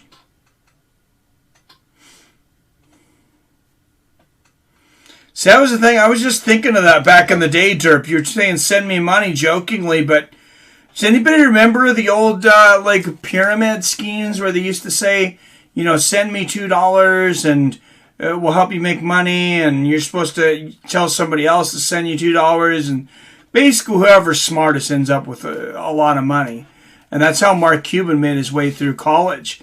But all that money was tax-free because it was all cash. Nobody's going to claim that. And Saul Rogers smacking Georgie Karakian on the ground here again.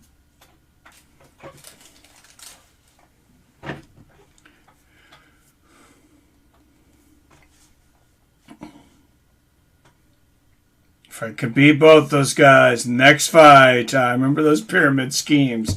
Yeah, there were a few that made their money. There were a few people that made their money.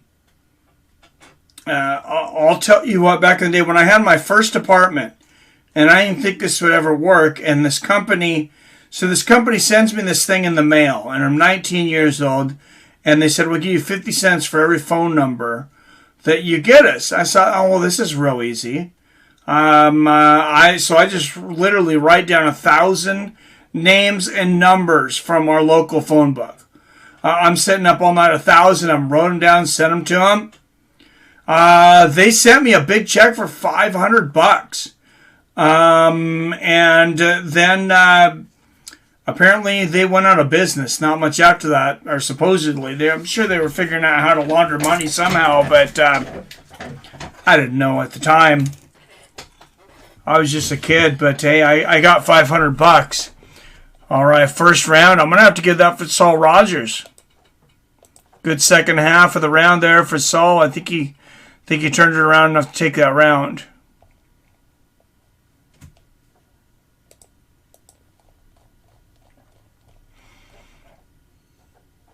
And yeah, they don't have to worry about having to bleep out half of interviews here in Showtime. You hear the F-bomb being dropped from the corner there. Did you see Frank Mir's daughter had a meeting with Dana White? I did not. Yes, I did, J-Dig.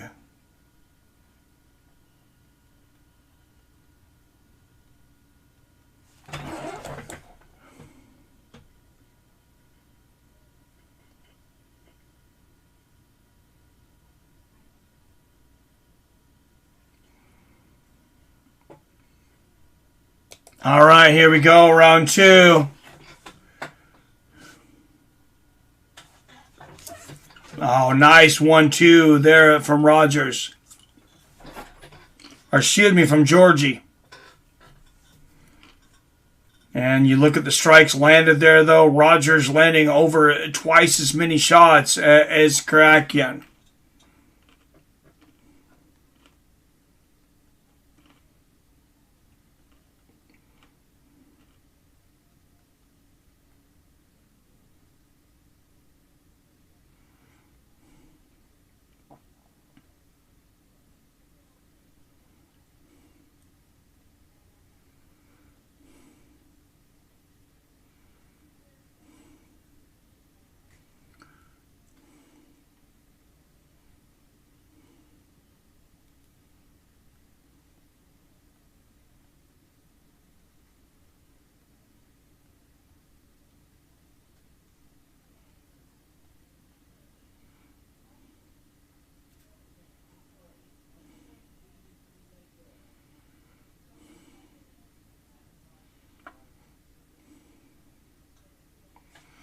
Oh, big shots coming down here from Saul Rogers, taking over where he did the last round.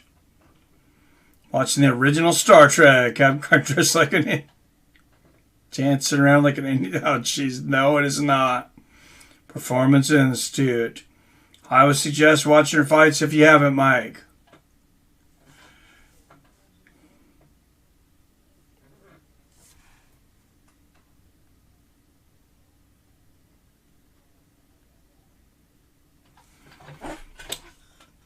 All right, Saul Rogers moving to the half guard of Karakian here. Oh, big shots to the body. And yeah, Georgie really struggling with the grappling game right now.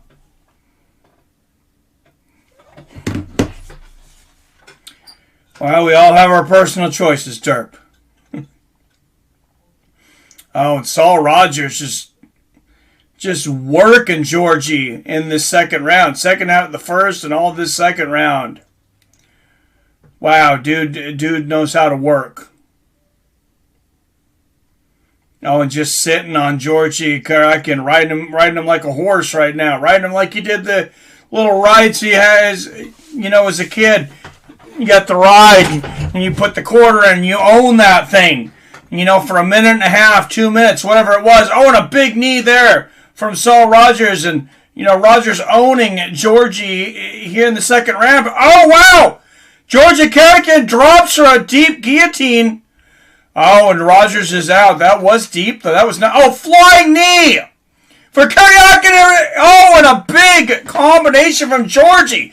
Georgie letting the hands fly.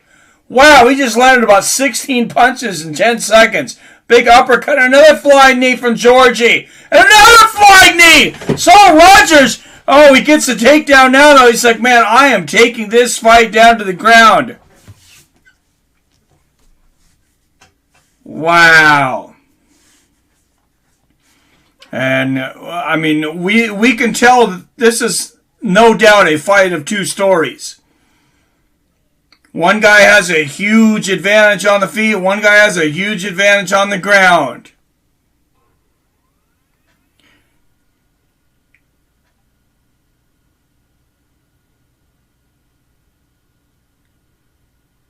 Yeah, it's a kid. Yeah, let's not talk about underage women. Come on.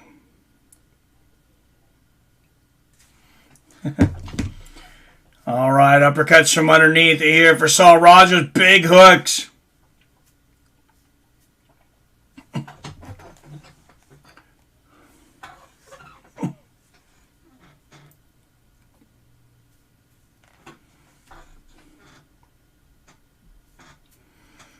And Saul Rogers putting all the weight here on Georgie Karakin, who's, Karakin has got to get back to his feet to start cracking again.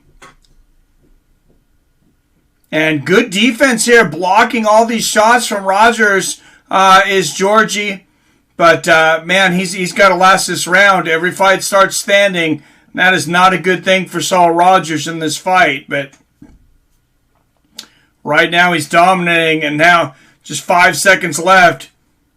Georgie able to get back to his feet, but not out of the clinch. Knee to the body for Saul Rogers to end that second round. I have it 20-18 for Saul Rogers. And he did some great work. That's a hard one. You know what? Now that I think about the striking stuff, I got to give that round to Georgie. I got a 19-19. Macho Man, YMCA, either one of those songs. Cable was fooking up, missing the fights. Oh, that sucks, man. I hate that. We pay so much for cable, too, and they just... I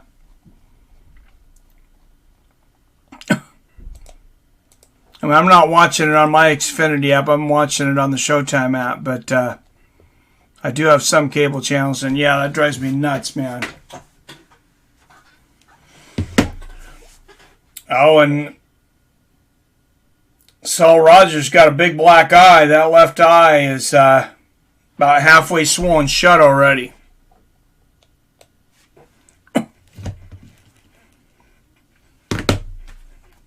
All right, here we go.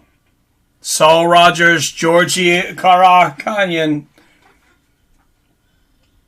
Third and final round. Nice left hand there from Saul Rogers, and a big 1-2. And Big John McCarthy has this scored the same way I do, 19-19. And Georgie Karakin, the one thing he is good at doing off his back is, he's got a great guillotine. He had a deep one in earlier this fight, but, as soon as Saul breaks through this, it seems like if the fight goes, and he's out. But, once Saul Rogers breaks free on the ground here, though, if history repeats itself, Georgie's in a lot of trouble. Oh, big shot there from Rogers. Controlling Karakin with the elbow on the throat there. Nice little short elbow up to the knee to the body. Came back on. We have a storm approaching. So it's 19-19. Missed first two rounds. Yeah, that's what I got at 19-19. Big shots here from Rogers. Yeah, we had a big storm last night, Robert. Well, I mean, as big as they are here, we generally don't have a lot of... we got some pussy storms. compared to what you guys probably have over there. Big shots here from Rogers. And like I said, I mean, this is a big round. Seems like anybody's fight going into this round.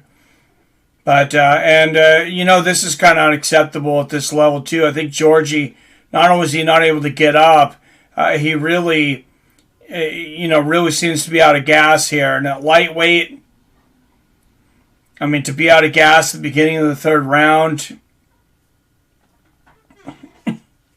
that's not top level. And you got a guy who's had 48 fights here. And Saul Rogers, just pitter-patting away on Georgie. If Georgie can get up and have a good couple of minutes of stand-up, I mean, he could definitely still win this round.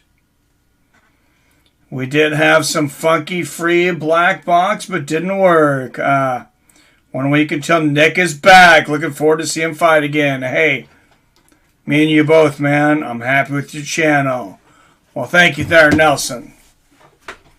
All big shots here from Saul Rogers. I'm happy to be able to commentate the fights, bro.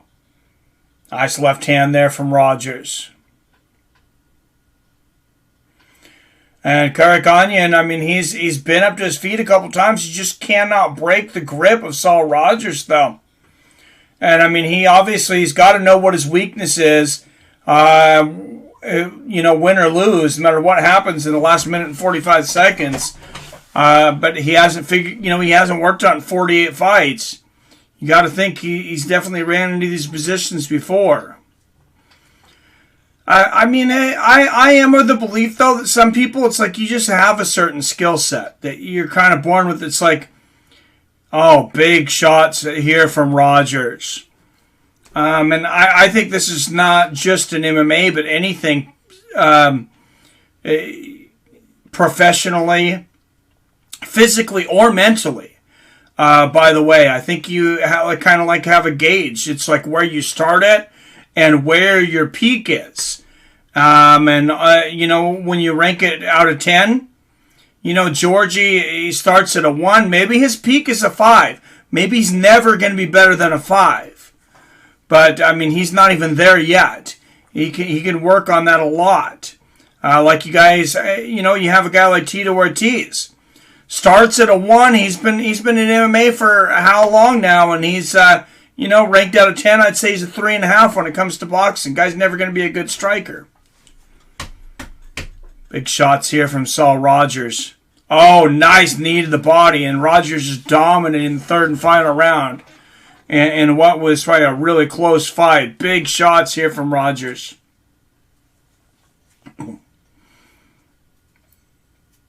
Diaz Army. Absolutely, man.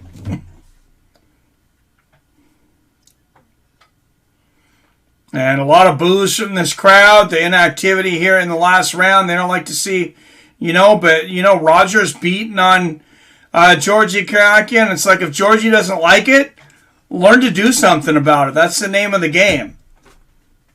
Rogers was active. He dominated the round.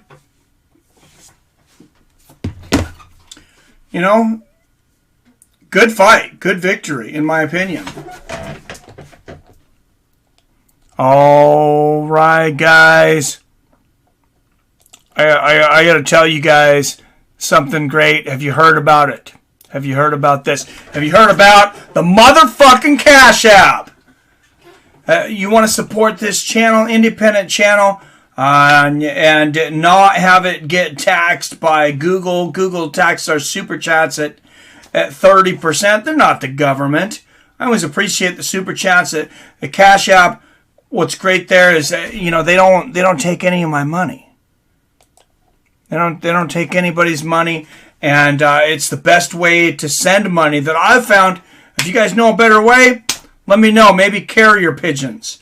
But, it's a great way to send money, in my opinion. And I'm going to get you guys some money.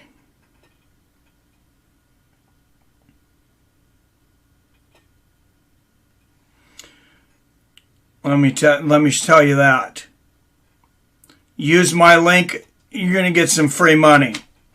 You're going to get $5 just for using my code, signing up for the Cash App. Like I said, it is the easiest way to send money. It's all you need basically is a phone number. And you can send money to anybody, anywhere around the world. And security is top notch. Robert Kerrigan will tell you. Robert called me freaking out, and I was freaking out one day. He had a good amount of money, I believe almost $6,000 in his account. Somebody scammed him and emptied his account. And he called the Cash App. He called their customer service. Happened on a Friday night. Monday morning, they had gotten back every single dime. Not even a deductible. Like some places have like 50 or $100 that they want to keep. Didn't happen. All right, a 30-27 and two 30-26s. Saw the Hangman Rogers. But like I said, thank you very much to the Cash App. You made it very easy for me to send money, receive money, and my friends as well.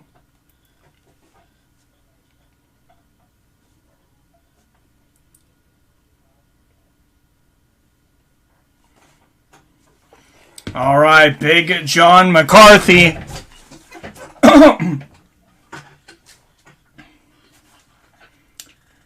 Coming up here, Georgie Karakian. I mean, he had a great second round. I mean, Karakian was Karayakin. I mean, he was Karakin Rogers. But eventually Rogers outstruck him 81-18, like you see in the stats there. And besides that second round, Saul Rogers very dominant tonight.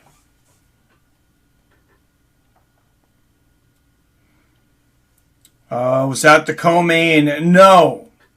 And the co-main is Neiman Gracie and Mark Lemminger. Neiman Gracie 10-2. Mark is 12-3. No, we got 3 more fights, including the main event. Next is Alejandra Barra and Deanna Bennett at flyweight. Lara 9-4. Deanna Bennett 10-7. Alejandra Lara is the 4th ranked women's flyweight in Bellator. So she's a pretty big deal.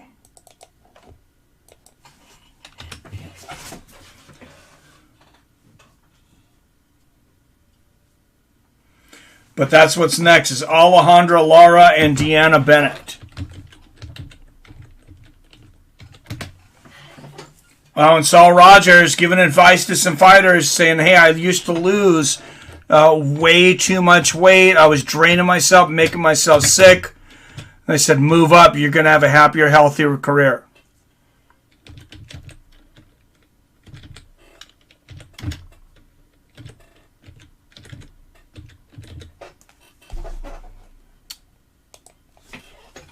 All right, flyweight feature bout coming up here.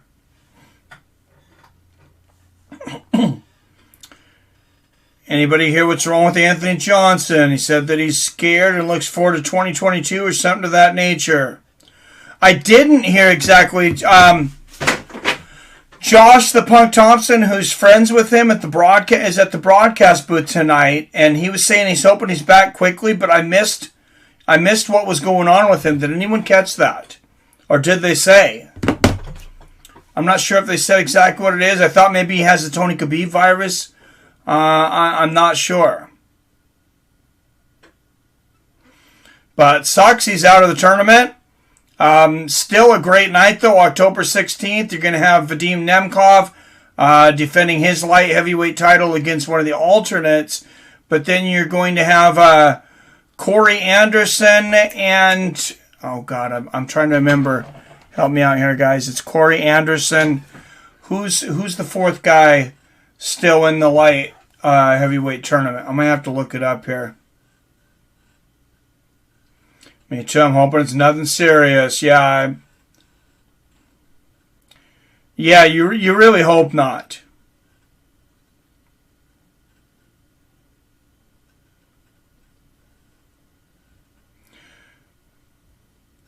So, yeah, it looks like at this moment they are not saying that Davis has an undisclosed injury.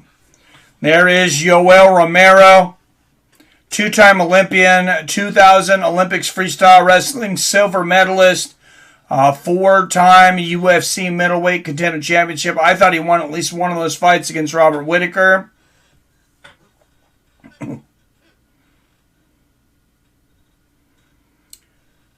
But, guys, 2 weeks from now, here on Bellator, I don't know if you guys have seen this, but this is the first time I think I've talked about it. Bellator Live from London finally get the rematch. Douglas Lima and MVP2, Michael Venom Page. Michael Venom Page's only loss so far was in his match against Douglas Lima, where he was having a good bit of success in that fight.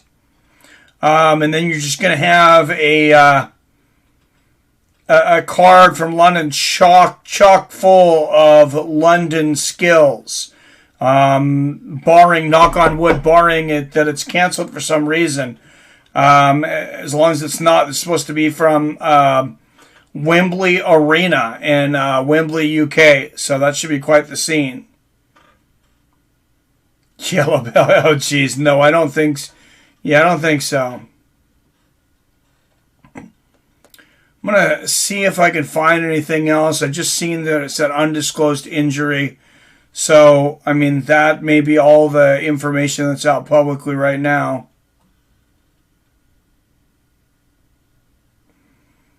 Yeah, there we go. It says illness forces Johnson out of Bellator Light Heavyweight Grand Prix. This is an hour ago via SureDog. An illness has forced Anthony Johnson to withdraw from Bellator Light Heavyweight Grand Prix semifinal bout against Vadim Nemkov. Johnson will not remain in the tournament going forward. Nemkov vs. Johnson was slated to headline Bellator 268 in Phoenix, Arizona, with the Russian's 205-pound belt on the line. So Johnson wrote on Instagram, really wish I could go into detail about how ill I truly am. Johnson wrote on Instagram, just know I need as many prayers as I can get, and I'll be seeing you in 2022, God willing. Never been this afraid of anything in my life, but I remain strong with the support of friends and family. Wow. This is not asking for anything but prayers. Johnson added in the caption of this post, see you in 22. Hopefully this is going to be a battle, and I'm going to have to dig deeper than I ever have before. Love you all. Last thing he said was not COVID. So not the Tony Khabib virus. That was kind of what I assumed it might be, and I'm sure most people probably assumed, because that's been the common denominator in a lot of our lives the last year and a half, unfortunately. Almost sounds like cancer or something. Yeah. You can talk it to somebody for 3 days straight, and that's the end of it. You put LOL, just kidding, makes it all good. Oh, jeez. Yeah, I don't know about that, Arcade. No. No, I mean, still a great tournament, but man, Anthony Rebel Johnson, Yoel Romero. Maybe that means we see Rumble Johnson and Yoel Romero earlier. But, I mean, knock on wood that, the Romero, that the Romero-Johnson fight doesn't become the new Tony Khabib fight. But, Romero wasn't cleared for the first fight. And now we have Anthony Rumble Johnson out for a while. Hopefully they can schedule that fight here in Bellator. Definitely a fight I would love to see. Yeah, I hope it's not cancer, J-Dig. Fuck cancer. They took my favorite comedian this weekend, Norm Macdonald. Cancer.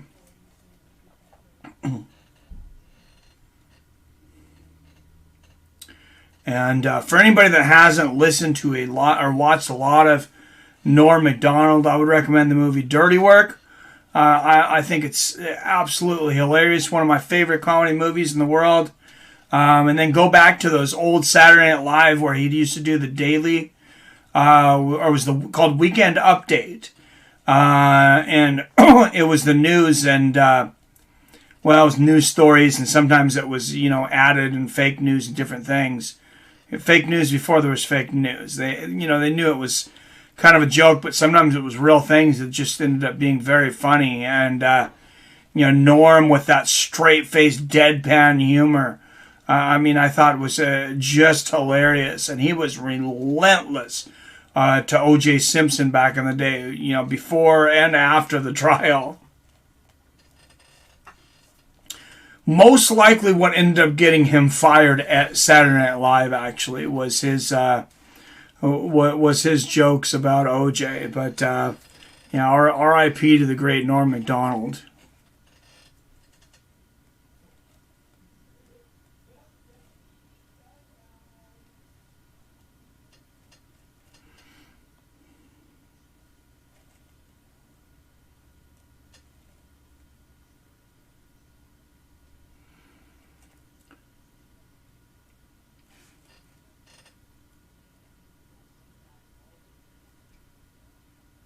And we're going to have a call-in tonight. I figured we would do some call-ins for if you guys are interested after the main event. And, anything's open. We can talk about it as long as it's not too controversial. You can call in. It can be about MMA. It can be about memories of watching things, with Norm Macdonald. If you want, or in boxing, or, anything going on in the sports world, or just if you're struggling something with life or anything. Norm destroyed OJ and Hillary. Yes, he did. What's up, Drunken Boxing MMA? Did Saul win? Yes, he did. Very impressive performance for Saul Rogers. He got hurt in the second round. Georgie Krakian, he had a really good second round, landed some good shots.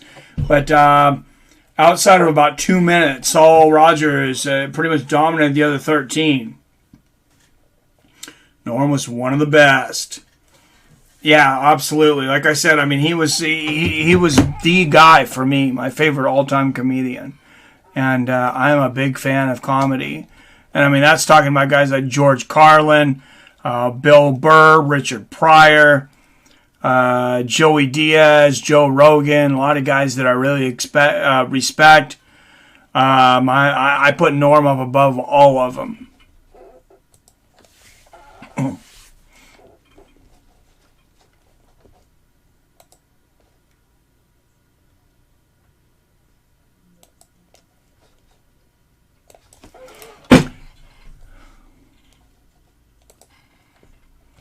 And Alejandro Lara talking there a bit in the back. Looks like they weren't right. Okay, here we go. Now hopefully we got fighters coming out here. Yep.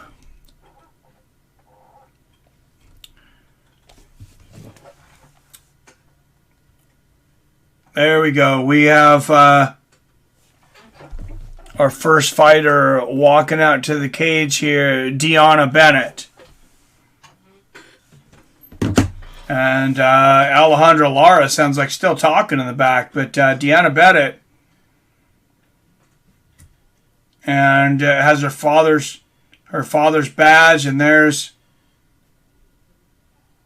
I believe her father there, her coaches. Very cool here, Deanna Bennett. Showing respect, got Dad in the corner there. Got to see him in 2018. So good. Oh man, I would have killed to see Norm. I just had never lined up that he was around me in the schedule or anything. But man, I had planned on taking the time one day, and I regret not seeing him. What about Devin Clark's teeth? That was nasty. Oh yeah, man. That was a crazy fight. Deanna Vitamin D Bennett. I'm assuming that means she's very happy. Well, take that vitamin C, take that vitamin D, and you'll be a much healthier girl or boy.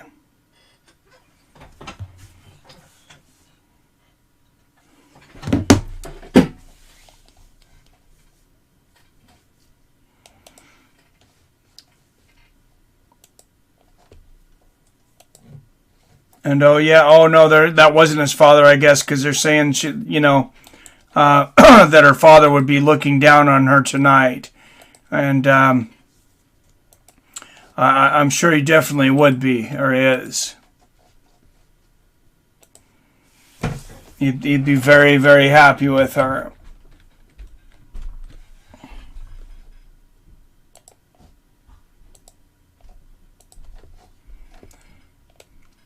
All right, Alejandra Lara making her way down to the octagon.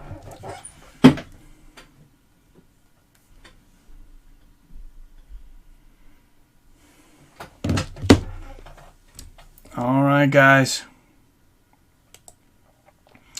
Doing the splits. This lady is, I mean, she's like a gymnast. She's like a George St. Pierre kind of thing. Remember George St. Pierre? Part of the reason he had such great strength and flexibility was, he did gymnastics. And people think gymnastics and guys is, maybe at one time, they kind of thought that was for pussies. That is definitely not the case.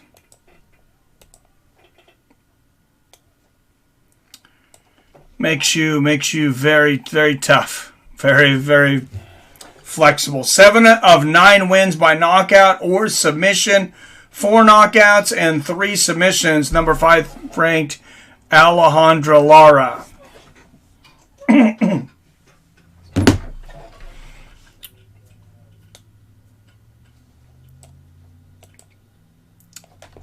All right, some Mexican. What do you call this music? I don't want to be. God, no, I don't want to get this wrong. I can't think of the fiesta music, I guess, here that Alejandra Lara is coming down to. I know there's a better name for it. But, all right, 24 still up. And if you haven't hit that thumbs up button, make sure you do. Make sure you subscribe so you don't miss our live show next week. Nick Diaz versus Robbie Lawler 2. Alexander Volkanovski and Brian Ortega. Valentina Shevchenko versus Lauren Murphy. All right, this battle. Alejandra Lara, 9-5. Deanna Bennett, 10-7. Deanna Bennett, 9 years older at 36. Lara, 3 inches taller at 5'7". And here we go. Mariachi. Thank you, J. Dick. I don't know why I couldn't think of that.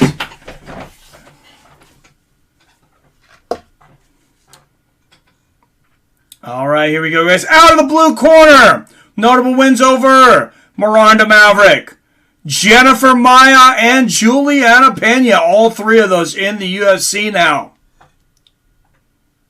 Representing Fremont, California, Deanna Bennett.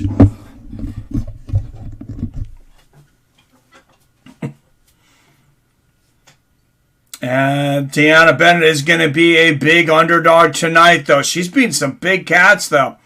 All right, out of the red corner, she is 9-4 with 5 first-round finishes, 4 knockouts, and 1 submission. Alejandra Lara. Referee will be Blake Grice for this one. Didn't that guy used to be like a backup quarterback for the San Diego Chargers or something? I don't know. Probably not. Name sounds familiar, but not inside MMA. All right, guys. Here we go. First round in the 3 spot. The 3 spot, like I've said, has been magical. And a big left hand from Deanna Bennett coming out of the gate. Oh, Lara jabbing a right hand there. Another right hand there for Alejandra Lara. These girls wasting no time to get down to action. Big body kick from Lara. Nice left hand there for Lara. And, I mean, Bennett throwing a lot of shots there, not landing a lot. Head kick! Head kick from Alejandra Lara! And now a big knee from Bennett. And we got an old school slobber knocker here. Low leg kick there from Lara. Good combination from Bennett.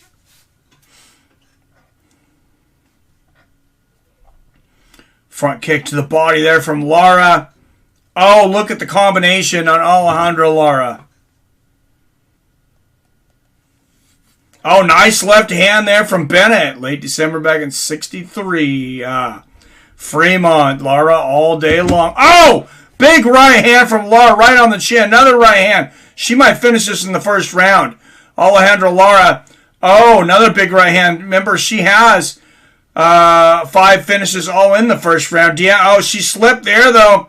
And Deanna Bennett's looking for the back here. Deanna Bennett's got some jiu-jitsu skills.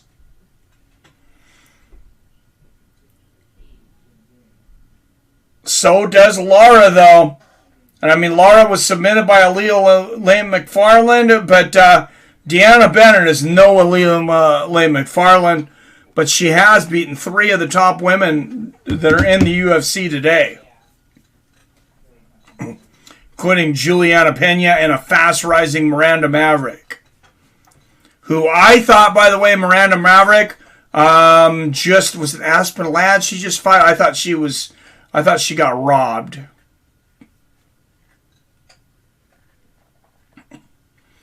All right, guys. Next Friday, or excuse me, 2 Fridays from now, October 1st, Douglas Lima versus Michael Venom Page 2.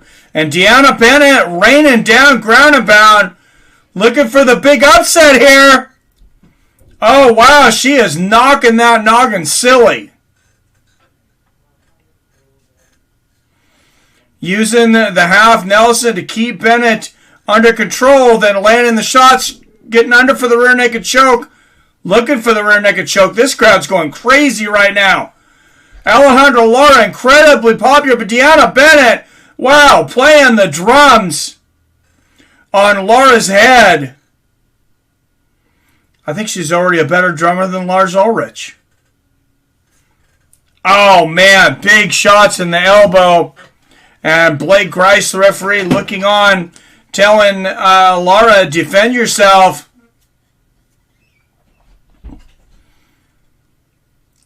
Wow, Deanna Bennett is about to become a ranked fighter in Bellator, possibly. Either way in this fight. I mean, wow, and she is landing a plethora of shots right now.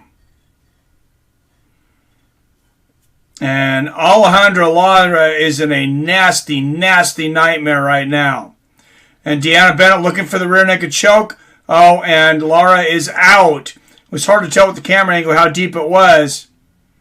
Look at the transition here from Bennett, and she decides to land a bunch of shots. 5 shots there land for Bennett. She's going to rain down some more ground and pound. Alejandra Lara still not out of trouble. Big right hands here from Bennett. Hammer fist, and Lara's got no answer for the ground and pound of Bennett right now. Outstriking Lara over 3-1 in this round. And look for the knee here for Bennett. Bringing Lara's head down. You got to throw the knee here. It's just elementary. Oh, wow. Bennett just assaulting Lara. And there's the knee.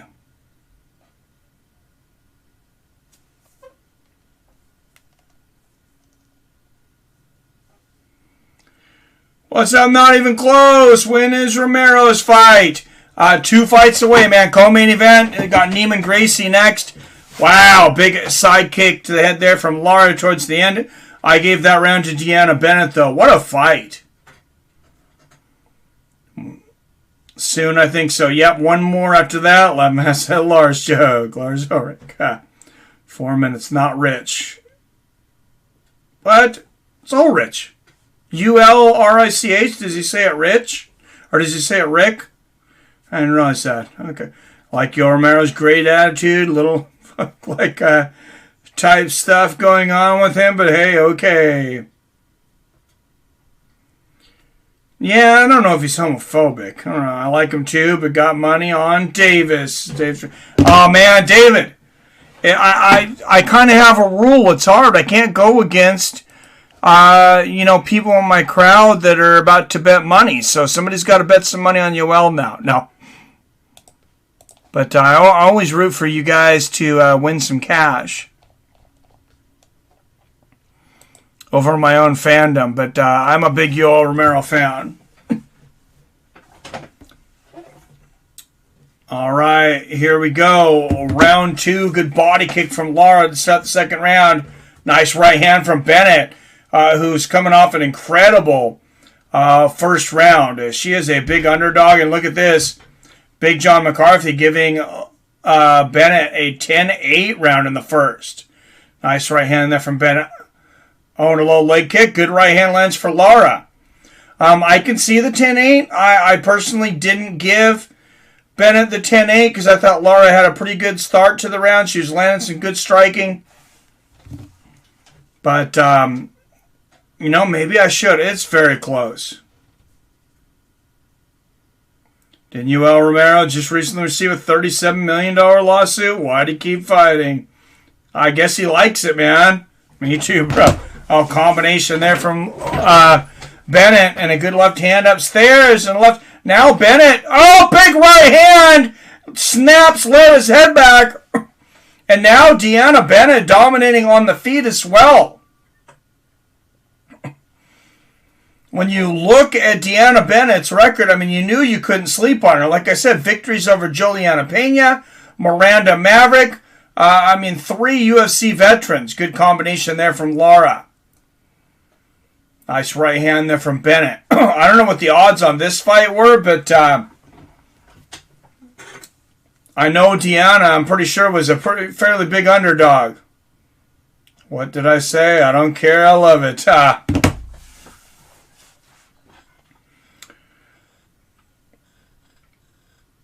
All right, Lara. Moving forward. Lara's getting gun-shy here, though. Deanna Bennett's been mopping the floor with her. Oh, and Lara goes for the head kick.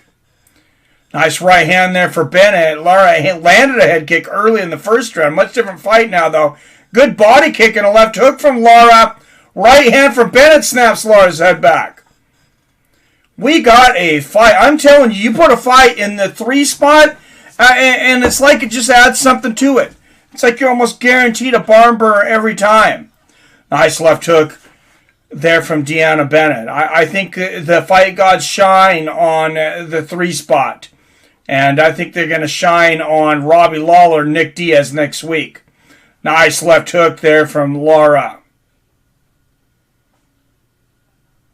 Bennett dominating this second round. Once again, going for the takedown here. Lara doing a good job of defending this so far. Nice knee to the body there from Bennett. Like I said, Lara's got the bigger name. But, anybody who knows who Deanna Bennett is had to have think that,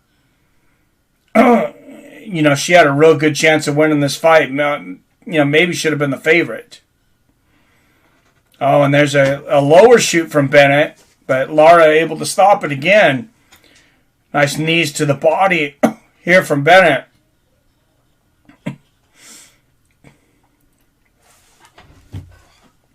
Minute and a half left in this second round. Good body kick from Lara. What did you say? I don't care. Always finding Mike's limits. What?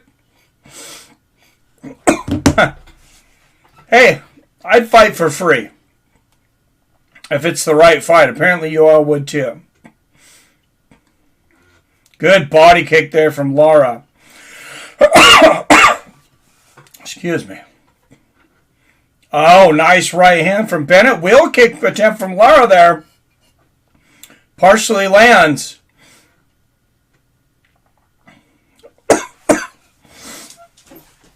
Excuse me, guys. I need to get a little bit more water after this round.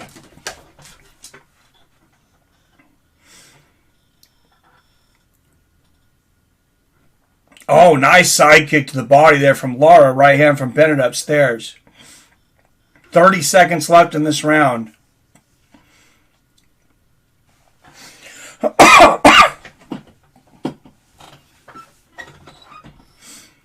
Bennett outlanding Lara 63-23. Oh, and look at that. Lara looking for the backpack here. Or Bennett looking for the backpack. Jumping on Lara's back here. Good knee to the body. Good into the round. I have it 2 rounds to 0, Deanna Bennett.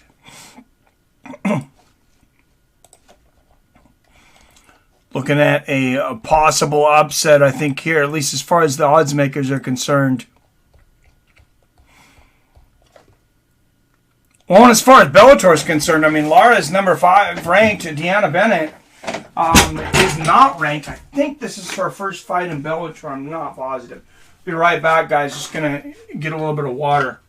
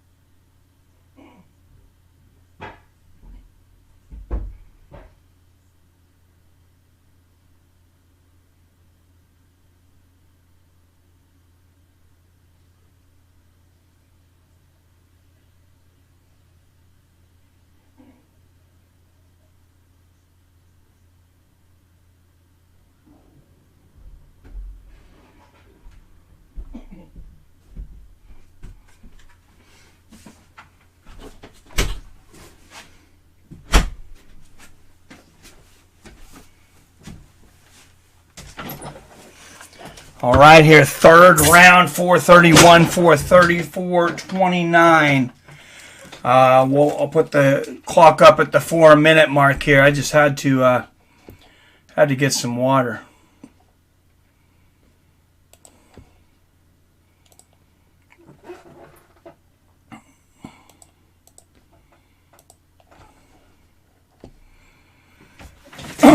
Wow, and who would have thought Deanna Bennett was going to come out here and put on such a show? Nice right hand and a left hook there from Bennett. So, shower, Yoel kissing Rocco. Oh, yeah, that's hilarious. Did I hear that Yoel Romero's son is trained to fight eventually? I might have mixed that up. I didn't hear anything, but, I mean, that could be the case. Oh, a couple of nice left hands there from Deanna Bennett, who's just had an incredible performance. Nice right hand there from Lara. Lara's, I mean, she's got to know she needs a finish right now. Though, you would think. Good right hand there from Bennett. Lara just looks like a beaten woman, though. Good left hand there from Bennett. And, another big right there from Bennett. And Alejandra Lara is 3 minutes away from going back to the drawing board. Oh, good left hand there from Bennett. And I still think Lara is the harder puncher, the harder striker. Bennett just with her grappling and her volume and everything tonight. Goes for a sweep there, doesn't get it. There is Bennett, but nice elbow on the break for Bennett. And Bennett, she's just being first. Every transaction, that happens in this fight, she is ringing the register.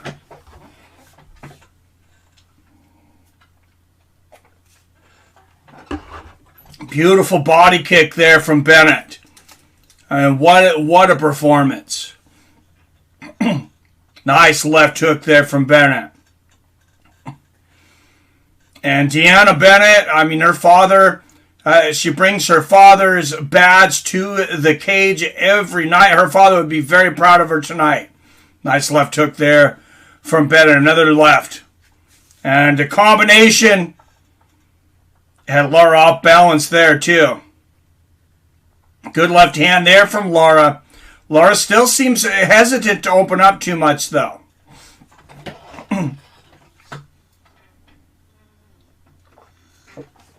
Body kick for Bennett.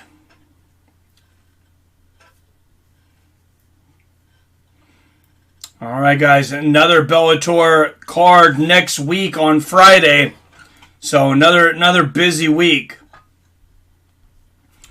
for this channel too.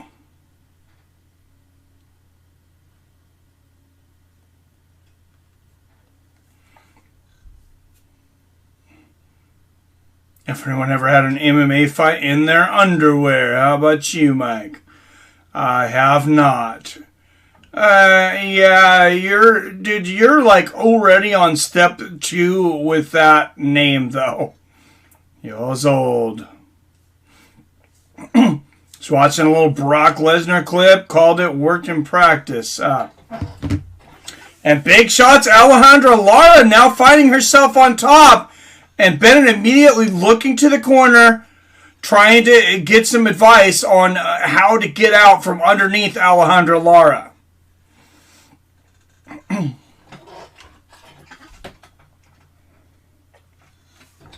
Nice elbow from the bottom there from Bennett. But, I mean, Alejandra Lara, obviously, you know, the much more popular fighter, more well-known fighter. You got to be careful. You don't want to see the judges, especially, you know, when you're coming in an underdog like that.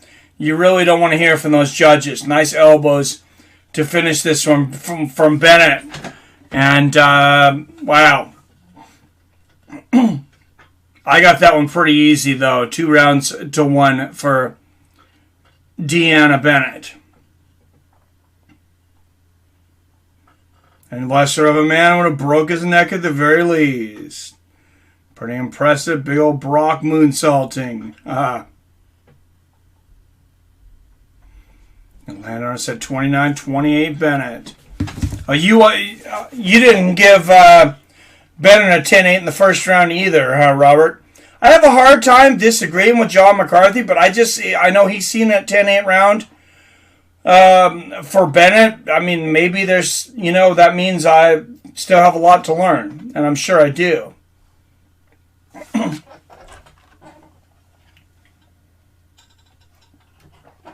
But yeah, I thought Lara did enough at the beginning of that first round to at least, you know, only lose it 10-9. Be a scary sight seeing Brock moonsaulting on you. Oh hell yeah, that's like some old school like Japanese wrestling, professional wrestling, or the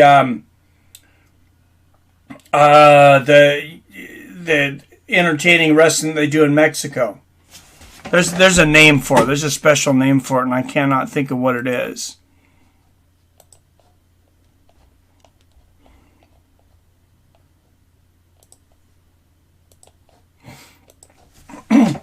All right, official decision coming up. I'm telling you what, Deanna Bennett, very likely the future Bellator flyweight champion. She's very good. Lucha Libre, thank you.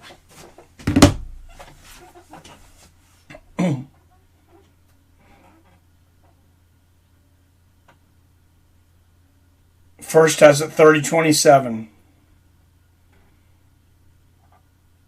And then 2 30-26s. Wow. They have had it even more dominant than me and you did, Robert. Deanna Bennett. Beautiful. Been watching just a song as Big John. I'm comfortable going against him. Oh, just as long. Yeah. You have been. Both of us have been watching just as long. You're right. WWE should have just made a beat them up video game with some of their most famous wrestlers. Made it better like Double Dragon, but way better. First masked wrestler that I ever liked was Mil Mascaras. Huh. Wow, Deanna Bennett outstriking Lara 90-3. And remember, Lara's the striker coming into this match. I can see how you would give it the first round of 10-8, though. Like I said, I didn't. And I can also see how you would give Bennett the third round. Even Lara, you know, with the takedown there towards the end of the round, I thought she had some pretty decent striking. But Bennett never stopped working. She's landing elbows from her back.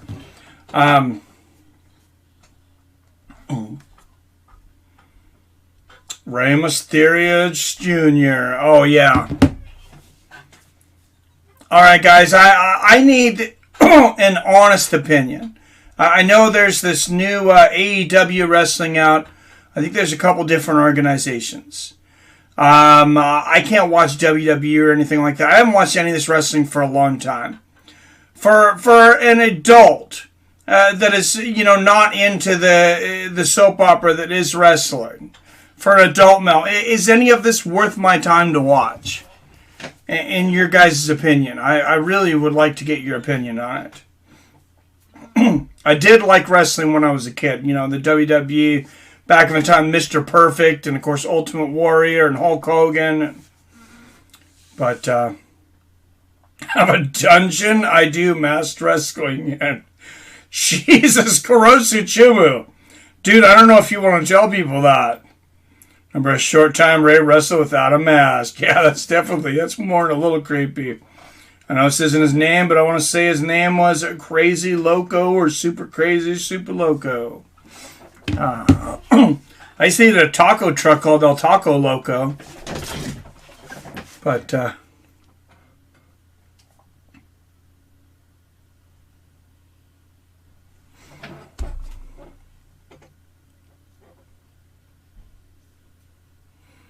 all right, guys. Co-main event up next. Neiman Gracie, 10-2, taking on Mark Lemminger, 12-3 in the welterweight division.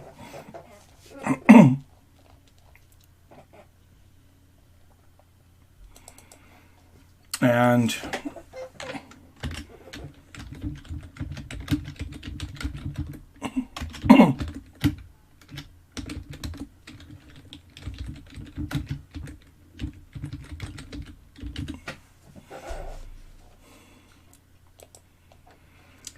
all right. There you go. Yes, what a story. Deanna Bennett. I am a fan.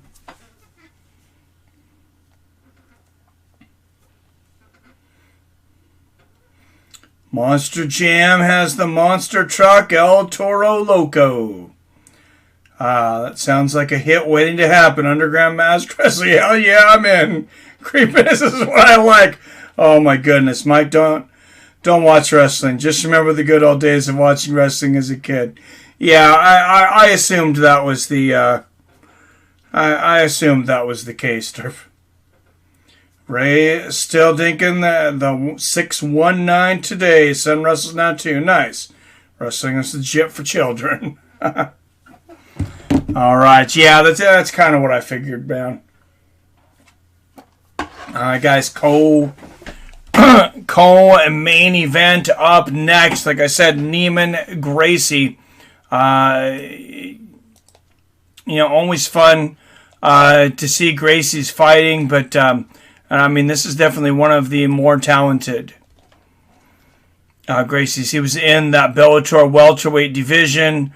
Lost, I believe, to Ed Ruth in a great match, but I mean, he's already gotten some pretty notable wins in his Bellator career.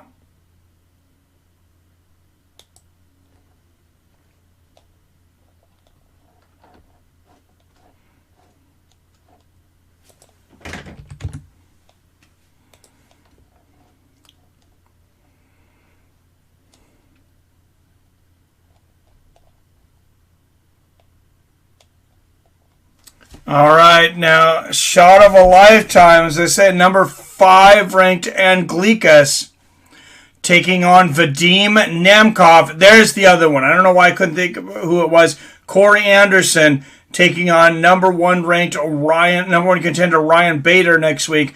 That is your final 4 for the light heavyweight World Grand Prix. So after October 16th, there will only be 2.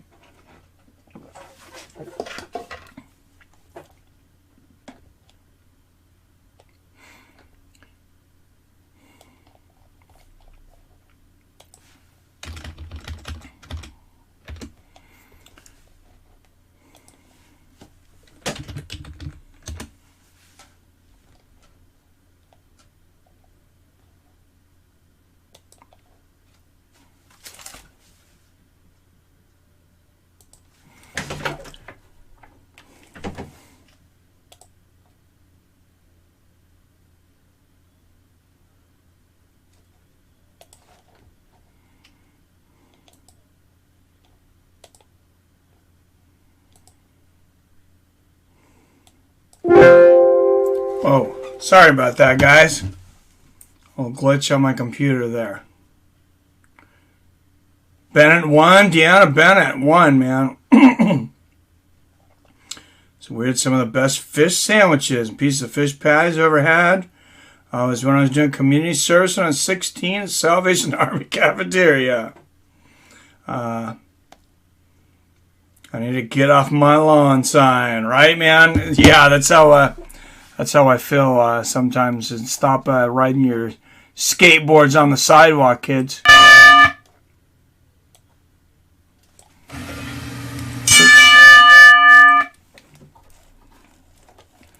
Sorry, guys, not trying to blow your eardrums out there.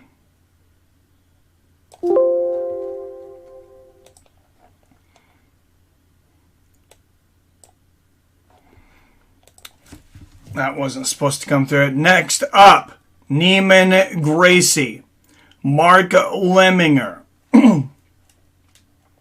Not wise, I meant to say lawn, so I hear you. All right, guys, and given the fighter funeral, fighter respect. What's up, PBR Streaking in the house? Good to see you, my friend. And I know he was not an MMA fighter, but like I said, my favorite comedian, and all of you guys have professed that you like the guy a lot, like watching him a lot. And of course, I'm talking about the man comedian we lost this week, Norm Macdonald, and I thought this quote was fitting. It's from his 2011 comedy special, Me Doing Stand-Up. It says, "I'm not a doctor, but I'm pretty sure if you die, the cancer also dies at exactly the same time. So that to me is not a loss, that's a draw." Norm Macdonald versus cancer, a draw, 2021, 1959 to 2021. Rest in peace, Norm.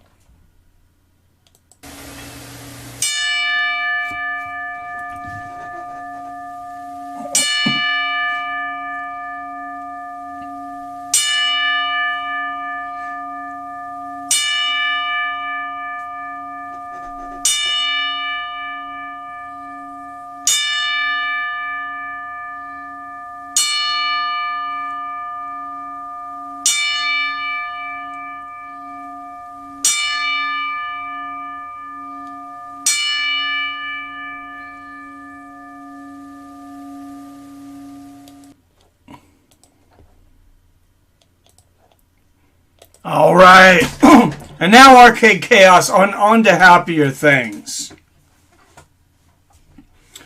Neiman Gracie, of course, a jiu-jitsu master. Mark Lemminger, I mean, he may not be on the same level. He's going to have a pretty good defense tonight, though. I think he's going to give him a lot of issues.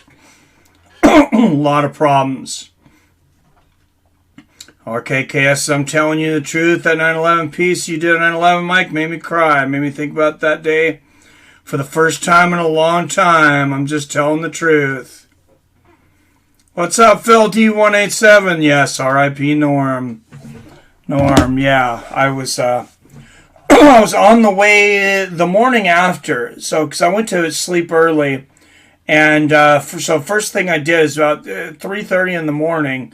I stopped my diesel truck off at the gas station, and I talked to the guy that works the graveyard there quite a bit, and yeah, it's the first thing he did. And he's come to me and says, "Dude, did you hear Norm Macdonald died?" And I hadn't, and that was, it was such a shock. That was the first time I heard it. To Joe Rogan, what for the deer he killed, or for him beating the Tony Khabib virus in 13 hours or something. Well, one of these days. I hope I'm, I don't know. Hope to never do that. Hopefully Joe Rogan will be the first guy to, may live to 140.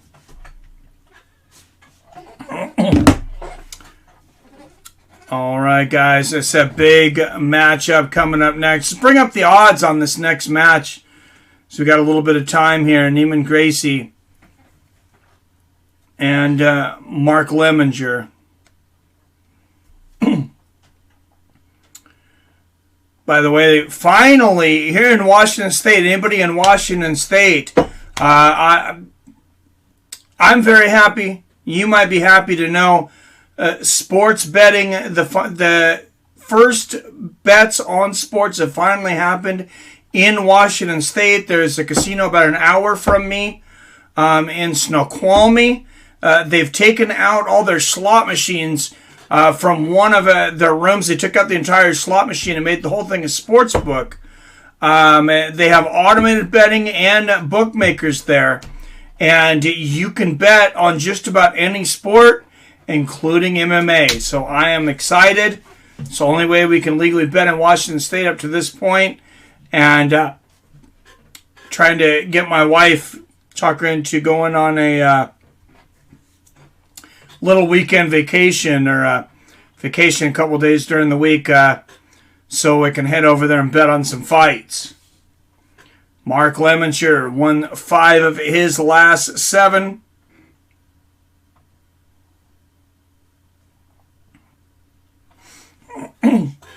All right, Neiman Gracie, a minus 290 favorite coming into this. Mark Lemminger plus 230. Then we'll have our main event of the evening. Soldier of God Yoel Romero coming in a slight underdog plus 140 against Mr. Wonderful Phill Davis, who comes in favored at minus 160. For selling out TD Gardens, the show I'm going to too. Dude, you get to see Rogan on October 8th? I'm happy for you, Robert. I seen that he announced that. I got it on my Twitter feed today that he announced he was doing the Garden. I'm happy for you, man. That's awesome. I wish I was there with you. Obadiah, life goes on. Arcade, yeah. Love that Beatles. You are like the best person I have ever known, Arcade, at derailing a conversation from its original subject. And please take that as a compliment, because, I mean, the chat's going one way and you got all this stuff going. Arcade Chaos says something and here's the chat. It's like, yeah, wow. Just completely derailed.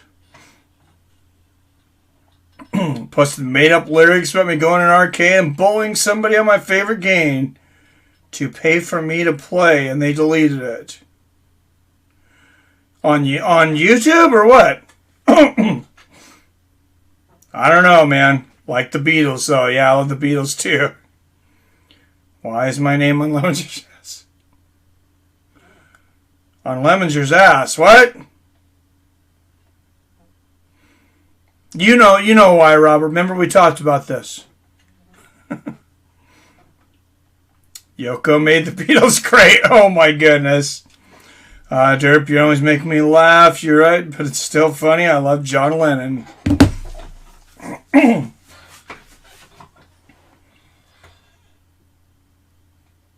All right, and here he is, entering the cage. From the historic Gracie family, Neiman Gracie.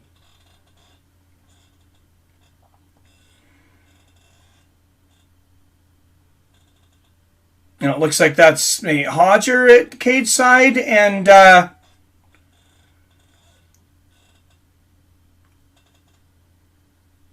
it looks like he's got Hodger there. I don't see Hickson or Hoyce.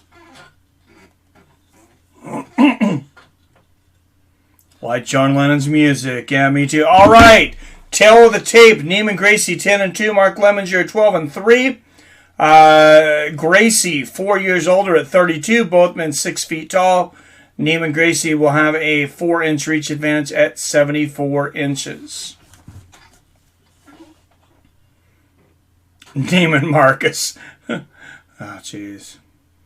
My dad put kitchen cabinets and countertops in for Gary Coleman's parents. Nice. Yeah, it was a video that I made and I commented on it as extra lyrics. Interesting. Never know, man. Never know what these guys are going to do.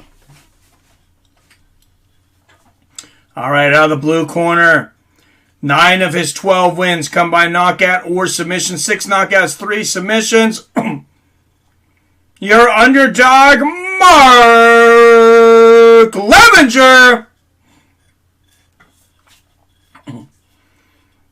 And out of the red corner, representing the historic Gracie family, he is 10-2 as a mixed martial artist with 9 of his 10 wins by submission. 3 rear naked chokes, 2 neck cranks, 2 arm bars, 1 arm triangle, and 1 heel hook. He is the number 4th ranked light heavyweight in Bellator, or excuse me, welterweight in Bellator. Neiman Gracie. Jason Herzog will be your referee for this one.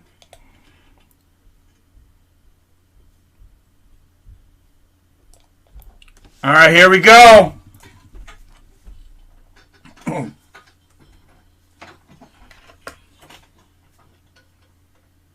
Neiman Gracie probably is the best, maybe the best Gracie striker.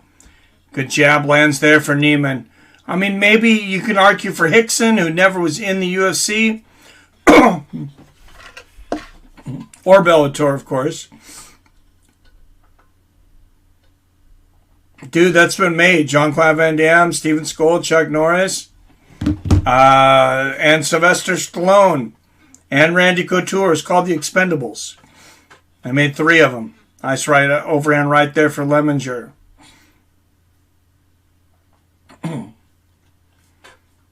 Oh, Levenger swinging for the fences here. Nice little elbow inside the knee of the body. And Levenger's got to be careful here, though. Gracie's getting inside. He's got a right underhook here. Levenger going for the sweep, actually, here. Doesn't get it. Nice little elbow there from Levenger. Oh, big elbow from Gracie on the break. And a 1-2 lands for Neiman. Oh, huge right uppercut! Uppercuts from Gracie! And a flurry, more uppercuts. Oh, huge right-handed elbow! Look at Gracie flurry! Neiman Gracie with the first round knockout! Neiman Gracie representing the first family of Brazilian Jiu-Jitsu comes out and puts on a striking performance. Wow! You can no longer say the Gracies don't strike. That was a performance. He did not take the game. He did not take this down to the ground once. Wow. So it's like 52 fights tonight. Dude, you're not kidding. Ryzen's got like 14 fights starting at 10:30 tonight. 10:30 Pacific. Like 1:30 in the morning East Coast. But man, yeah, it's a crazy night for fight fans. Holy crap. They would have health problems and walkers and high blood pressure medicine. That's pretty funny, man. Holy shit, nice. Yeah, that was crazy. Great uppercuts. Oh, man. Boom, big right uppercut. And you can see Mark Levenger, as it was coming through, he puts his hands down so Gracie didn't even have to split the guard. Man, beautiful uppercuts. Big right elbow on the ear. That was incredible. That man is a legit mixed martial artist. That is not a Brazilian Jiu-Jitsu fighter. That is an MMA fighter.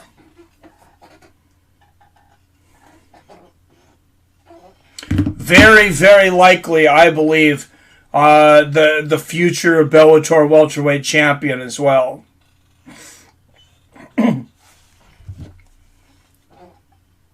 That was awesome. Hell yeah, it was. Did his striking not remind you a little bit of like Nick Diaz, Robert, though? Coming into Nick Diaz's fight next week, too? I was getting a little Nick vibe there. Because, I mean, yeah, he landed with the power and precision, but, man, the speed and the volume.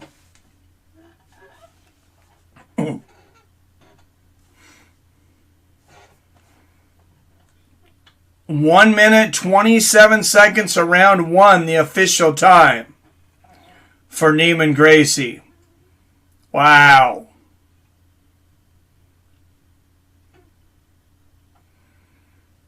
Man, who would have thought, when one of the best Gracies in the game today comes in tonight, that you would see him not go down to the ground, fight, only stand up, and just demolish a guy like Mark Lemminger.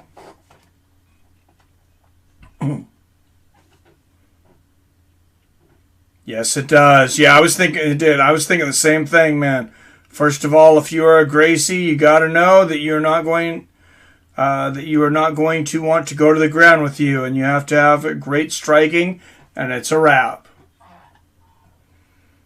And he just said, "You're striking, you're in trouble. If I take you down, oh boy."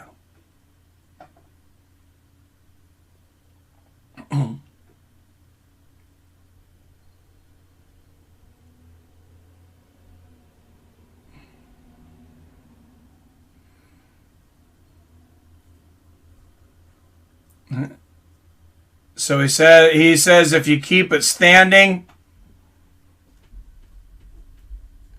He said if you keep it standing, you go to the hospital. If you go to the ground, it's cemetery. Similar to Mirko Krokop. Oh, and he's calling out Jason Jackson, saying he's had that.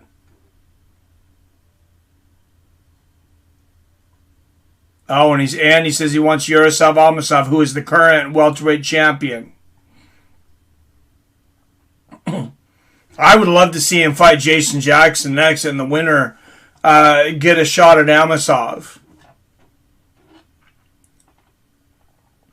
So it's strange to shout people on streams, and then they just never come back. Never know what happened to them. They just disappear. Weird. It is weird. Like nobody ever wonders what happened to Sam Pizza. Yeah, we wonder, man. I don't know. You hope they come back sometimes. Yeah, there's been a few people throughout the year that have not come back, but I mean it is what it is. Can't force them, I guess. Main event of the evening, guys. Coming up next, Yoel Romero, the Soldier of God, taking on Mr. Wonderful Phill Davis.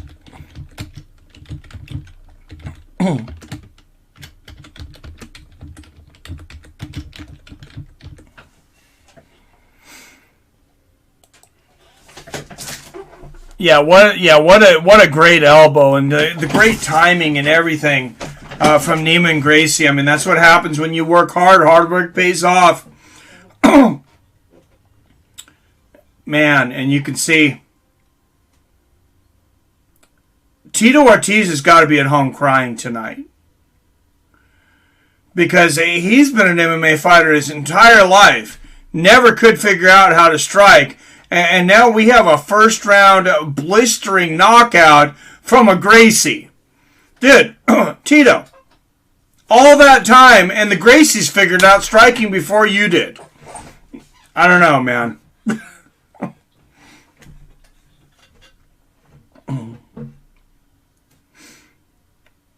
Who won the last fight, True Vision? What's up, True Vision? Neiman Gracie knocked out Mark Lemminger. Very first round.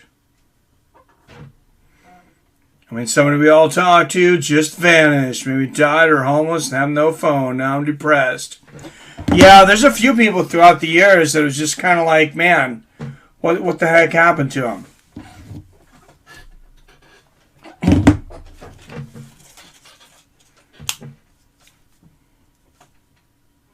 But and sometimes I'll get some personal messages from some of those people that they'll tell me something and they don't come back for a while or don't come back at all. But Southern California. Check it in, friends.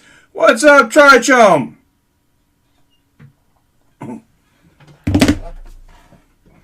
Good to see you, man. Thanks for checking in. Should be a good fight here, man. Yoel Romero, Phill Davis. Let's bring up the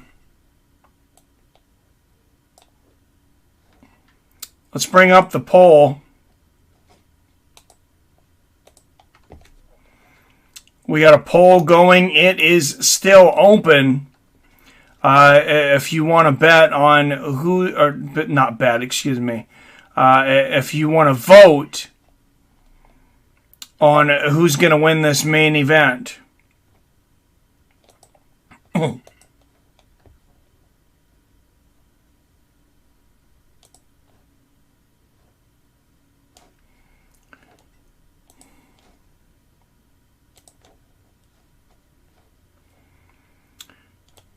Wow, and don't forget, guys, coming up here in about 3 weeks, we got Fedor Emelianenko taking on Tim Johnson in Moscow, Russia.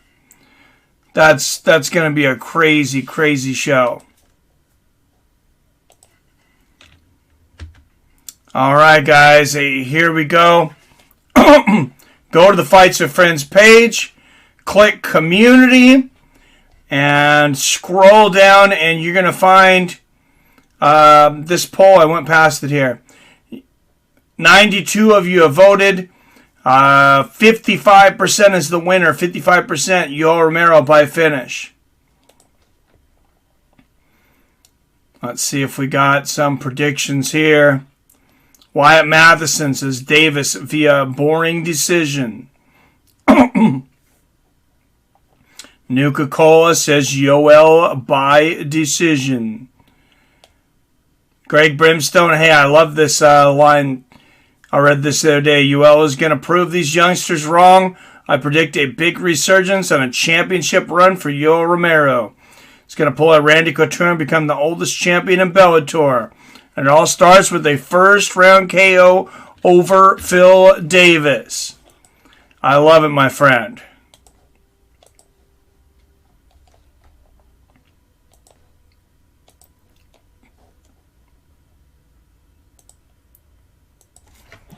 Sounds like a lot of fun. That would definitely be very fun to watch.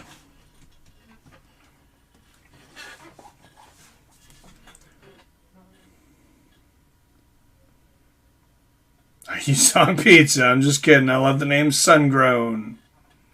Yeah, that's pretty sweet. Should hire a private investigator to find these people. Just to ease my mind. Fedor will win easily. Tim Johnson's an interesting decision, though. I mean, he's a rough and tumble guy. I believe he's the guy who retired Frank Mir. I could be wrong, but I don't think that's an easy fight for Fedor. Derp sounds like something a guilty person would say. It's just kidding, bro. I like it. Or we can enjoy Mike on edibles. Romero by finish. Yup. Remember how Roddy Piper Mike was at the beginning of the stream tonight. What?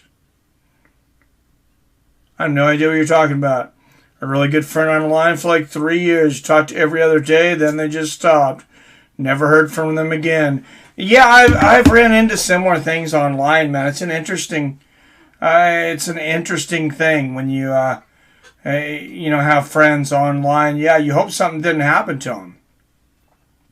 All right, guys, 54 of you bad mothers up in here. Make sure you hit that like button, hit that subscribe button. If you're wondering why you can't chat, you have to be subscribed for at least 1 minute before you can comment in the chat. And I just want to say real quick a thank you to all of our premium members. Everybody on this list pays $5 a month, some of them significantly more, to support this channel. And we can give them a shout out. Greg Brimstone, Milton Nelson, PBR Street Gang, Arcade Chaos, Billy Hughes, Brock Ellery, John Coffey, Phil D187, Chef Johnson, Yippee-Ki-Yay, Mac 209, and our newest member, King Brown. Give yourself a hand. Everybody give us guys a hand. Thank you to the donations so far tonight in the tip jar. $5 donation. First from Arcade Chaos. $5 donation from Guerrero Gringo. And a $4 Cash App donation from Robert Kerrigan.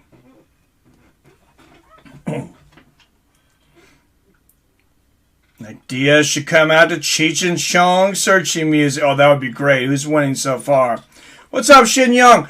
Yoel and Phil have not entered the cage yet. They should be coming down here any minute. They're the next fight. Yep, hasn't started. Still working out. Just know, never just stop coming to my extremes. If I stop for longer than 3 months, that means I'm probably dead. Oh, Jesus, derp. We hope the latter doesn't happen, but all right, first making his way down to the cage, making his Bellator debut. They call him the Soldier of God, Yoel Romero. And wow, they think they know who he is already here in Bellator? Man, this is an excited crowd. 11 of 13 wins by knockout. 2000 Olympic wrestling silver medalist.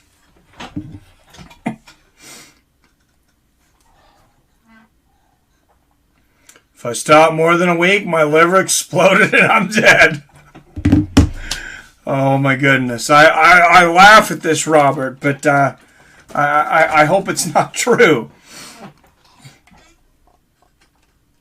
But you know what, Robert? Unlike maybe anybody I've ever met or known, you live life to the fullest. You ride that edge, man. You're like you're like the Lemmy of this community.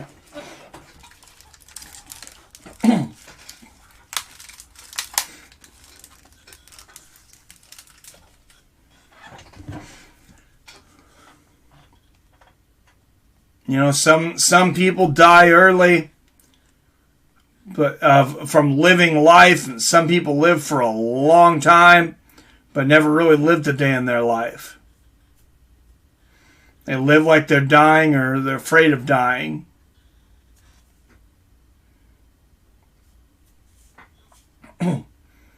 By saying that, I hope to give you all closure. Oh, thank you, Dirk. You were like, I need a drink, I'm dealing with the IRS and all that shit. You were in a rare mood. Oh, the start of the stream? Yeah. Felt better, Derp. Robert, you can't die. I had to deal with IRS, too.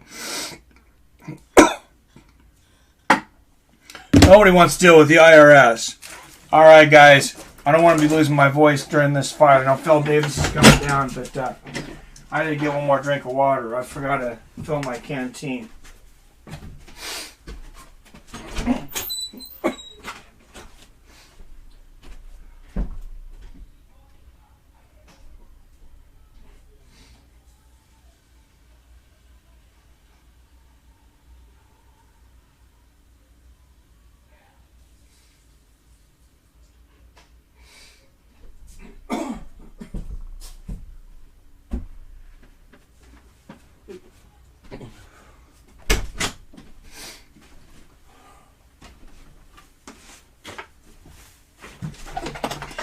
All right, there he is, the former Bellator light heavyweight world champion, and now the number 3 ranked light heavyweight Phill Davis, Mr. Wonderful.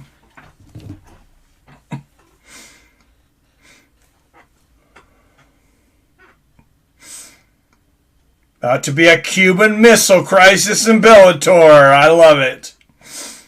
Sorry I'm late. Better late than never. Hey, you're just in time for the main event. Toyota Guy, thanks for coming in, man.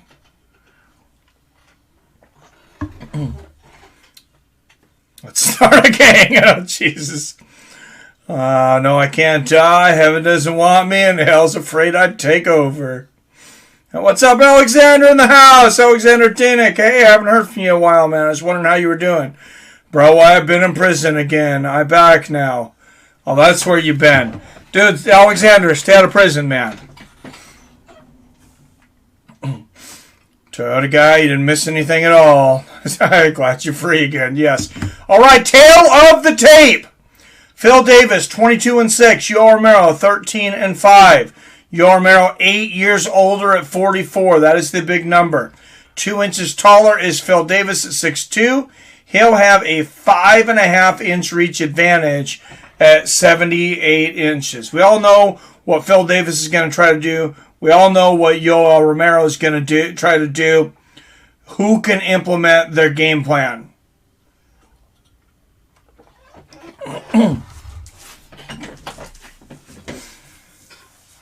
And I mean, talk about being thrown to the sharks if you're Yoel Romero.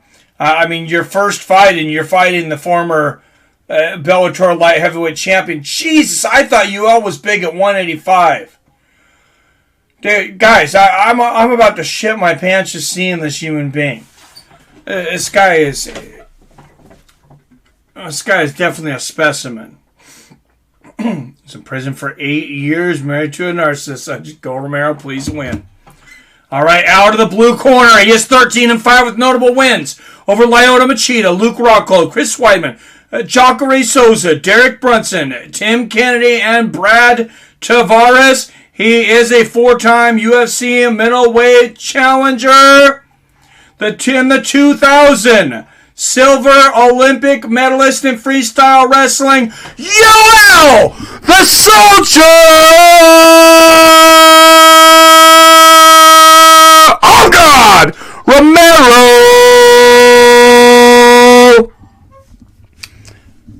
And out of the red corner, notable wins twice over Lyoto Machida, twice over Liam McCreary. King Mo, Emmanuel Newton, Glover Teixeira, Antonio Ruggiero Nogueira, Tim Boshin, Alexander Gustafsson. He is the former Bellator light heavyweight champion and the number 3 ranked light heavyweight in Bellator, Mr. Wonderful, Phill Davis. And a touch of gloves. Oh my God! Look at the look in Phill Davis's face, and look at Yoel Romero. Look at 205-pound, not cutting weight, Yoel Romero. This dude is so scary looking. I don't care if he's 64. I am scared for Phill Davis right now. And Mike Beltran going to be the referee for this one. Here we go. A touch of gloves and buckle up. 3 rounds in the light heavyweight division. I was hoping it'd be a 5-rounder, but Bellator, I think, only does the 5-rounders for championship matches, even if it's a main. Left hand lands for Davis. Davis putting the jab out there early. Good defense there for Romero. Will Romero pulled the trigger. Unlike he did when he fought Israel Adesanya, where he just had the issue of pulling the trigger in his last fight.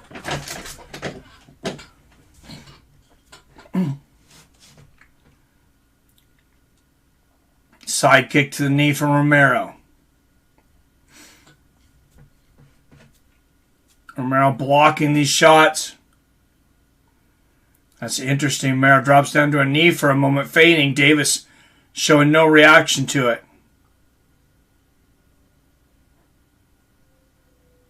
Right hand lands for Davis. I think Yoel should just do a backflip in the middle of the ring, in the middle of the cage right now. Head kick from Romero. Davis mostly blocked that. Left hand lands for Davis. And Phill has yet to go for a takedown. Deciding he's going to strike with Romero here. Oh, right hand lands for Phill. And these guys feeling each other out here. And some boos from the Bellator crowd. Nice leg kick there from Romero.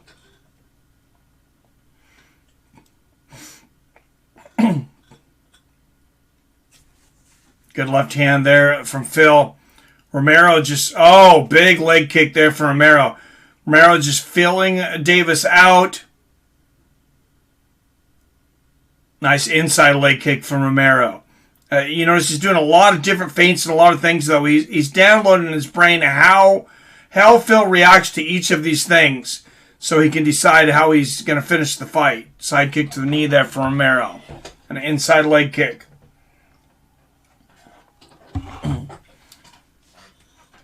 So far, halfway through this first round, not a lot to score. I mean, Phil's thrown more shots, but Yoel's blocked the majority of them. Oh! Romero goes for a face axe kick, and Davis lands a nice 1-2 there. Left hand lands for Romero and an outside leg kick. 2 minutes left in the first round.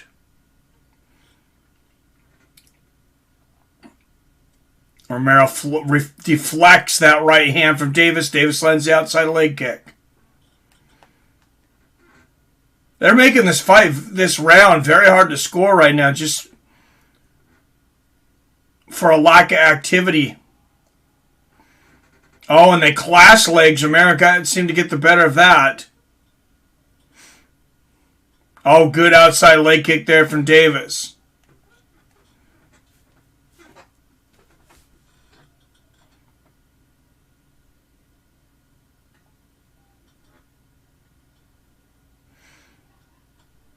Inside leg kick lands for Phill. Romero faking a lot of shots, faking takedowns and different things, but not enough action. Both guys really not a ton of action in the first round. Jab lands to the body for Romero. Oh, there the head kick got through a little for Romero, and a right hand for Romero. Counter right, and he sticks his tongue out at Phill. Outside leg kick lands for Davis, inside for Romero. See, Romero, he's been studying the movement of Phill and how he reacts to each thing, and he just landed one of his best counter shots. Actually, his best shot of the fight. 30 seconds left in the first.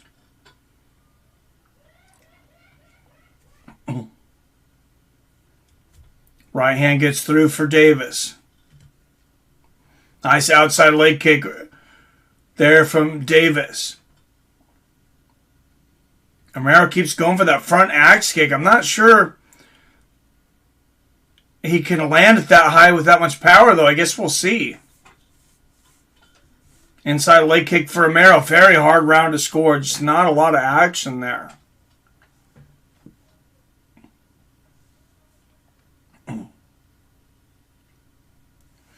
Predict a Chris Weidman type finish in the third from Romero. He doesn't do steroids. Phill Davis will shot the Bellator world. Yoel is a steroid. No, he's Cuban.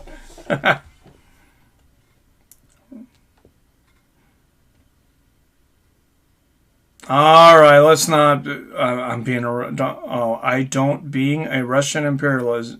Okay, well, you're being trolled there. Derp, be smart. Be smart, guys. We don't have to kick anybody out.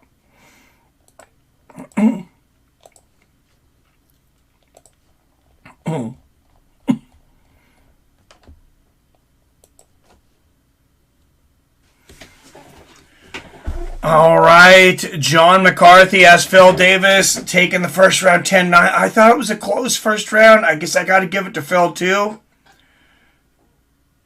It's frustrating, like a lot of Yoel's career, seemingly, though. It seems like it was really his round to lose. Okay, let's not do this, guys. Romero looks a little fat here. He probably not using steroids now. Yeah, he is. He's definitely bigger. It looks like he just didn't lose the weight to cut down. Hard to say. Front kick to the body there for Davis. Romero just doesn't have seem to have the speed and explosiveness his last few fights that he did earlier in his career. Oh, nice 1-2 there from Davis. Left hook to the body from Davis. Left hook upstairs to Romero. But it only takes one for Romero. There's a big power deficit between these two for Phill Davis. I don't think Phill Davis is knocking Yoel Romero out with one shot. Yoel Romero can definitely knock out Phill Davis. Oh, big left hook lands for Romero. He's just waiting for these counter shots, and Phil's opening more and more up. And I really feel like Yoel is setting a trap here for him. Jab lands for Davis.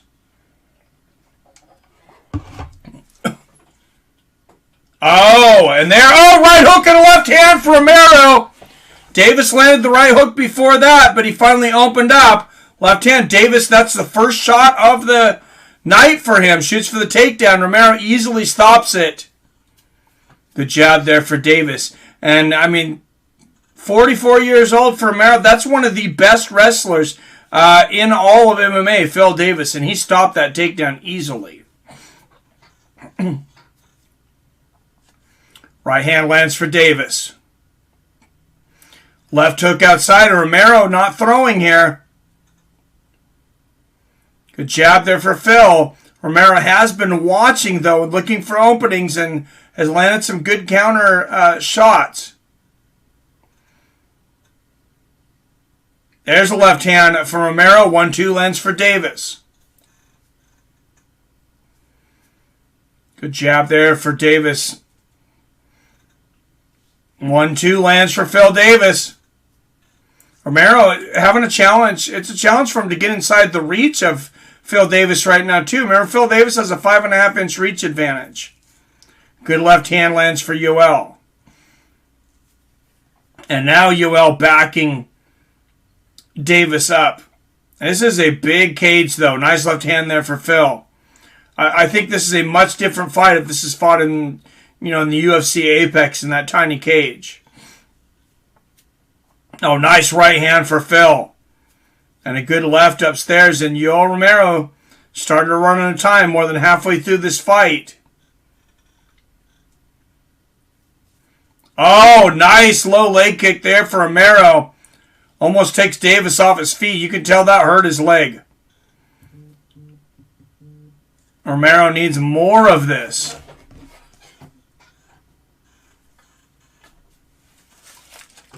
Hello? All right. Somebody have my number prank calling me. I think Bellator bigwigs want to see Yoel win. Oh, that seems like the money. But he's got to put on a performance. Nice outside leg kick there from Yoel. Oh, big left hook and a right hand from the Soldier of God. Front body kick there from Davis. Outside leg kick for Romero. Big left hook for Romero. He's opening up now and he's throwing power. Good defense there. Blocking the 1-2 from Davis. Left hand to the body lands for Davis. And, Romero moving forward now more. Still picking his shots. Oh, and doing a good job of getting inside this range now. But he's got to throw the shots. There, left hand lands for Romero right on the chin. Right hand for Davis. Oh, big right hand there lands for Davis on the chin of Romero. Head kick for Phill Davis. And a big 1-2. And Phill Davis shoots for the takedown and gets it with 20 seconds left in the second round.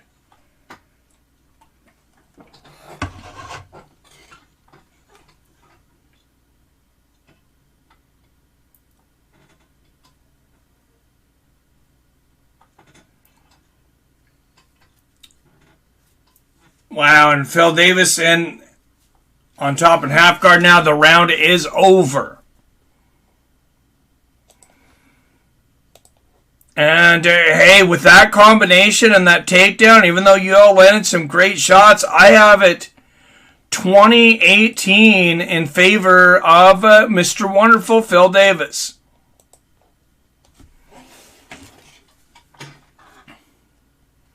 It's do or die now for Yoel. Mike, do you think Romero has to get a finish now? Absolutely. Definitely his UFC pinnacle chaos. Luke had a glass jaw, so that win seems not as impressive anymore. Hitting that thumbs up. Yes, 73 up in here. Make sure you hit that like button. Make sure you're subscribed, and don't forget to ring that bell. Double ring it so you're notified whenever I drop a new video or go live, like next Saturday, UFC 266, and the return of Nick Diaz rematching Ruthless Robbie Lawler.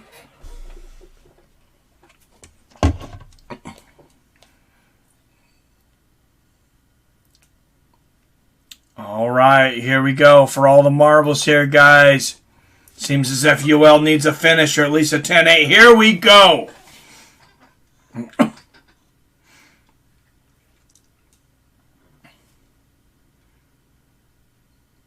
And Romero bouncing up and down now, moving forward, looking like he's hoping to have more active. Oh, big left hand from the Cuban Missile. Left hand lands for Davis. Oh, Romero swinging for the fences now.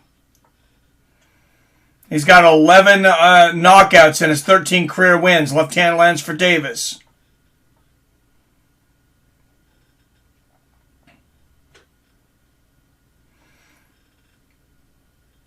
And Romero blocking a lot of these jabs. Front kick to the body for Phill Davis. You can tell Davis, immense focus right now. Nice left hook there for Romero.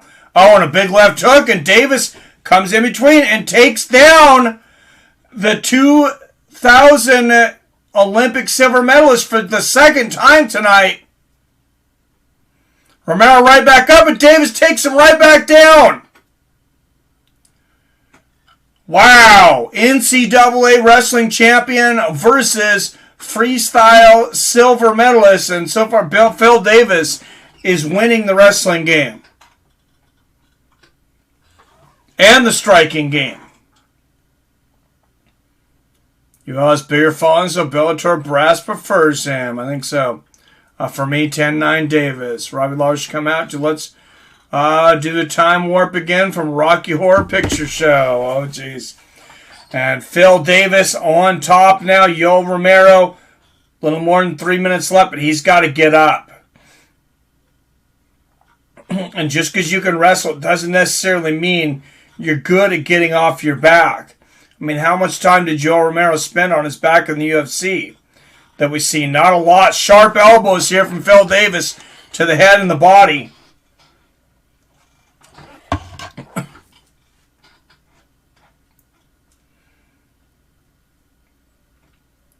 Wow, Davis putting all his weight into the elbow on the neck here of Romero.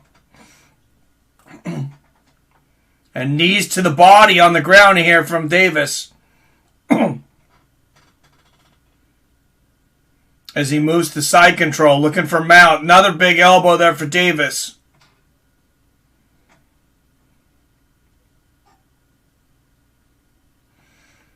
Oh, and there's the knees to the body from Phill.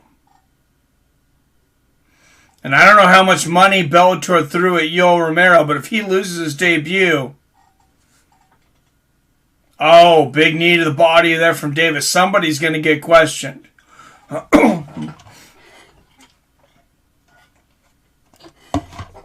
So Romero, oh, and Davis shoots again. As I say, Romero is up with a little less than 2 minutes left. Davis shooting again here. Romero's doing a good job of defending this, but his back is to the cage, and Davis finishes the takedown.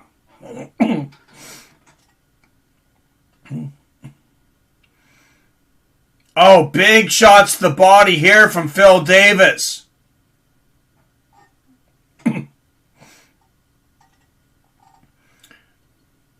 And nobody's that I could think of has ever dominated Yoel Romero. Phill Davis is dominating Yoel Romero right now.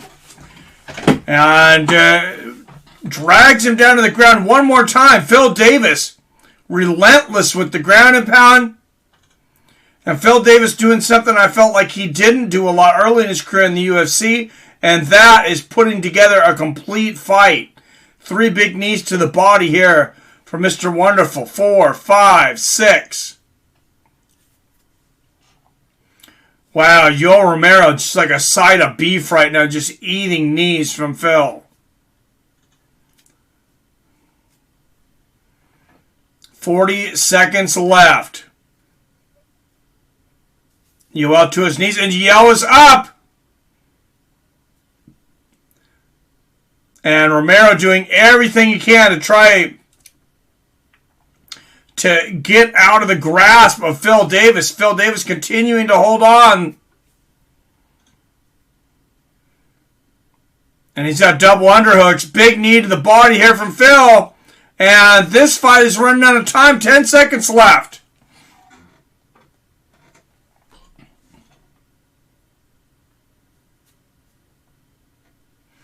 And it's all over.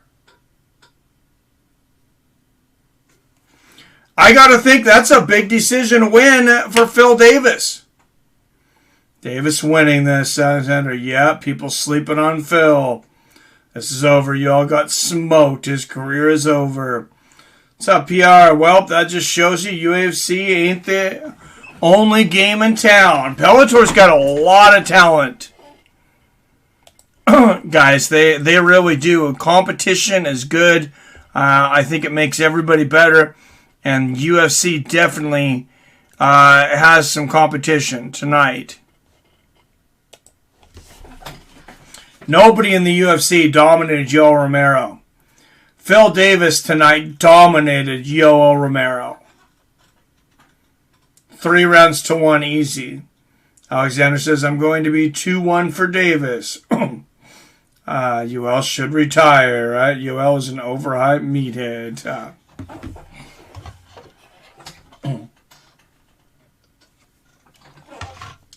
Well, Phill Davis looking for that rematch with the champion, Vadim Nemkov, looking to get his belt back. I mean, he's got to be knocking on the door of a title shot.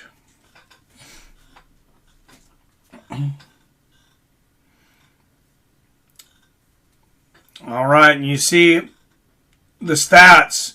Phill Davis, 5 takedowns to 0. Strikes landed 59 to 25 in favor of Phill Davis. Only thing Yoel won on was he landed more leg kicks, 13 to 12. And they were harder leg kicks. But, I mean, you know, after the beginning of the second round, Yoel never really did anything. I think the odds were a little off. Robert Goodnight, well, I was wrong.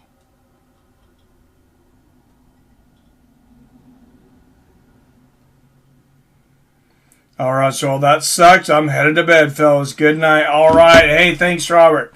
Have a good night, man.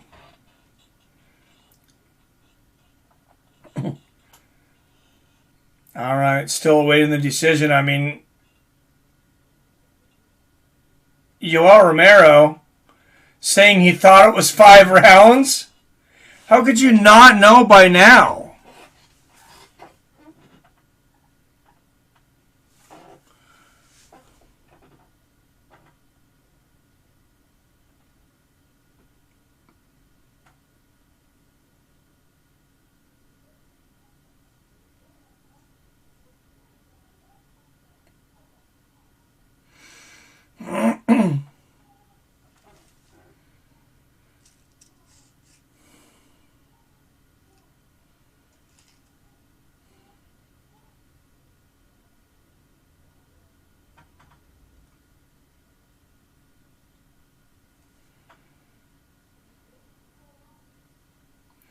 $29-28 Romero on the second card.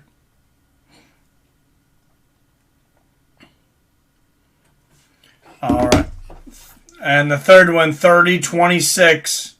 Split decision. Phill, Mr. Wonderful Davis. One of the referees tried to give it to Yoel. I had a feeling that was going to happen. But, you know, a lot of us were going to Yoel, but I'm glad that you guys can be honest and say, you know, that he didn't win that fight. That judge should not be judging MMA anymore, in my opinion. Chris Matino, Batty Patty, huh? You all got old man dementia. Thought it was 5 rounds, right? Yeah, how can you think it was 5 rounds? You signed the contract. You've been training for this fight for how long? You had the first one canceled, and now you think it's 5 rounds? No, man. I don't think I believe that, to be honest. I think you all was lying to us.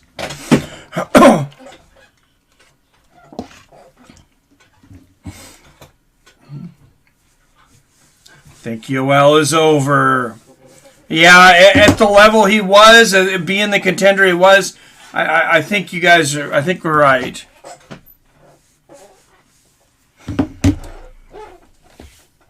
All right, just real quick, guys. This has been a, pretty long week. A lot of things going on. A lot of fights going on, of course.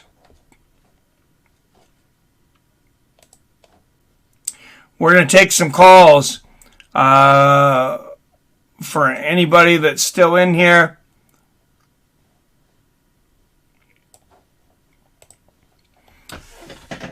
And when he says, God bless wrestling, best sport in the world.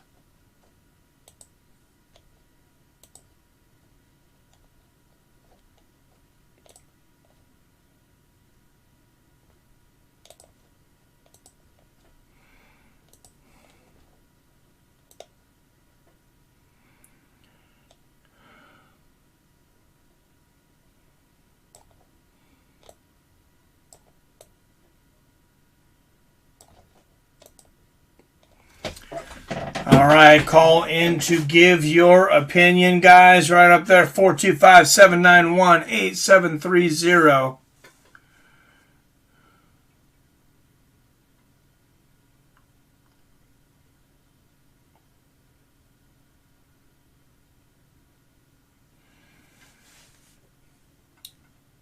Oh, wow. Phill Davis talking about, his parents battling with cancer. Yep, taking some calls. All right, if anybody calls in, we'll just give you a few minutes. Whatever you guys want to talk about, call and give your opinions. Let's talk about next week's UFC card. And while we're waiting, let's bring it up, actually.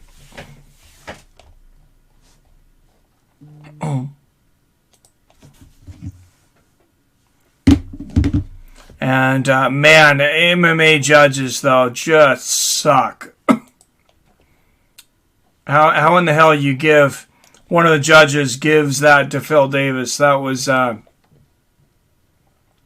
Yoel Romero.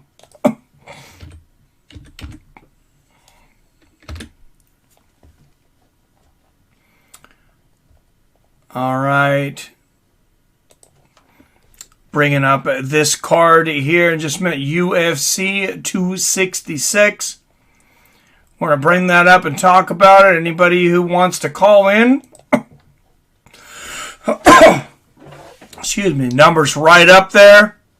And whatever you guys want to talk about, the line is yours.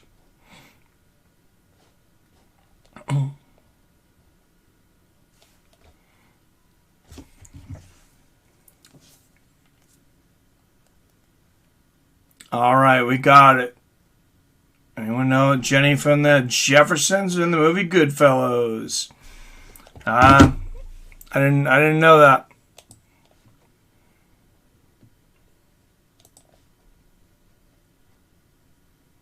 All right, guys, here we go. Next week's we got a lot of fights next week. UFC 266. Let's go to the prelims. There's some good fights there. Shamil Abduramakov taking on Chris Daukaus. It's a deep card when you got on the prelims. Dan Hooker taking on Nasrat Haqparast.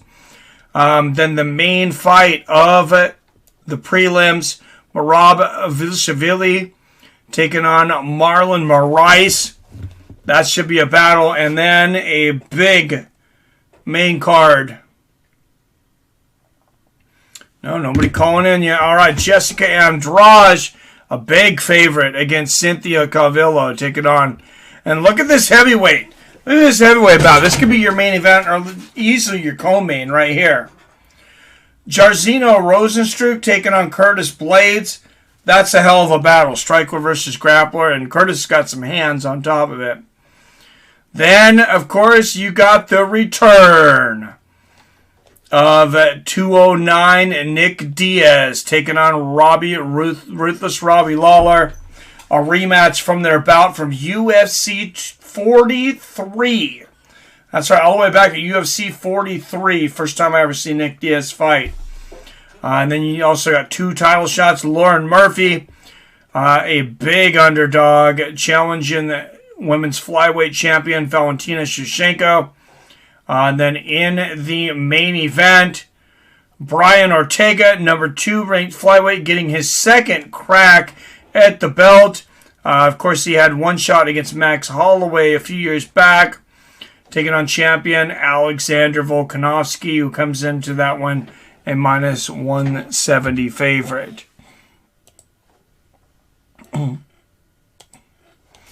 Great card, guys. Nobody knows his phone number. It's right there. It's right there. Call 425-791-8730. It's right above my head.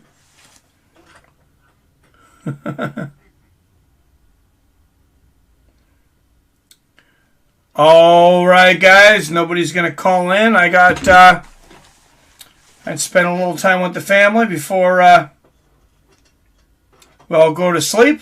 It is a weekend. Everybody have a great weekend, guys. Next week, Friday Bellator, I believe. I seen something pop up about Friday Bellator. But the big one, UFC 266. Cannot wait to see you guys then. As always, I love you. I respect you. And I'll see your fine asses next time.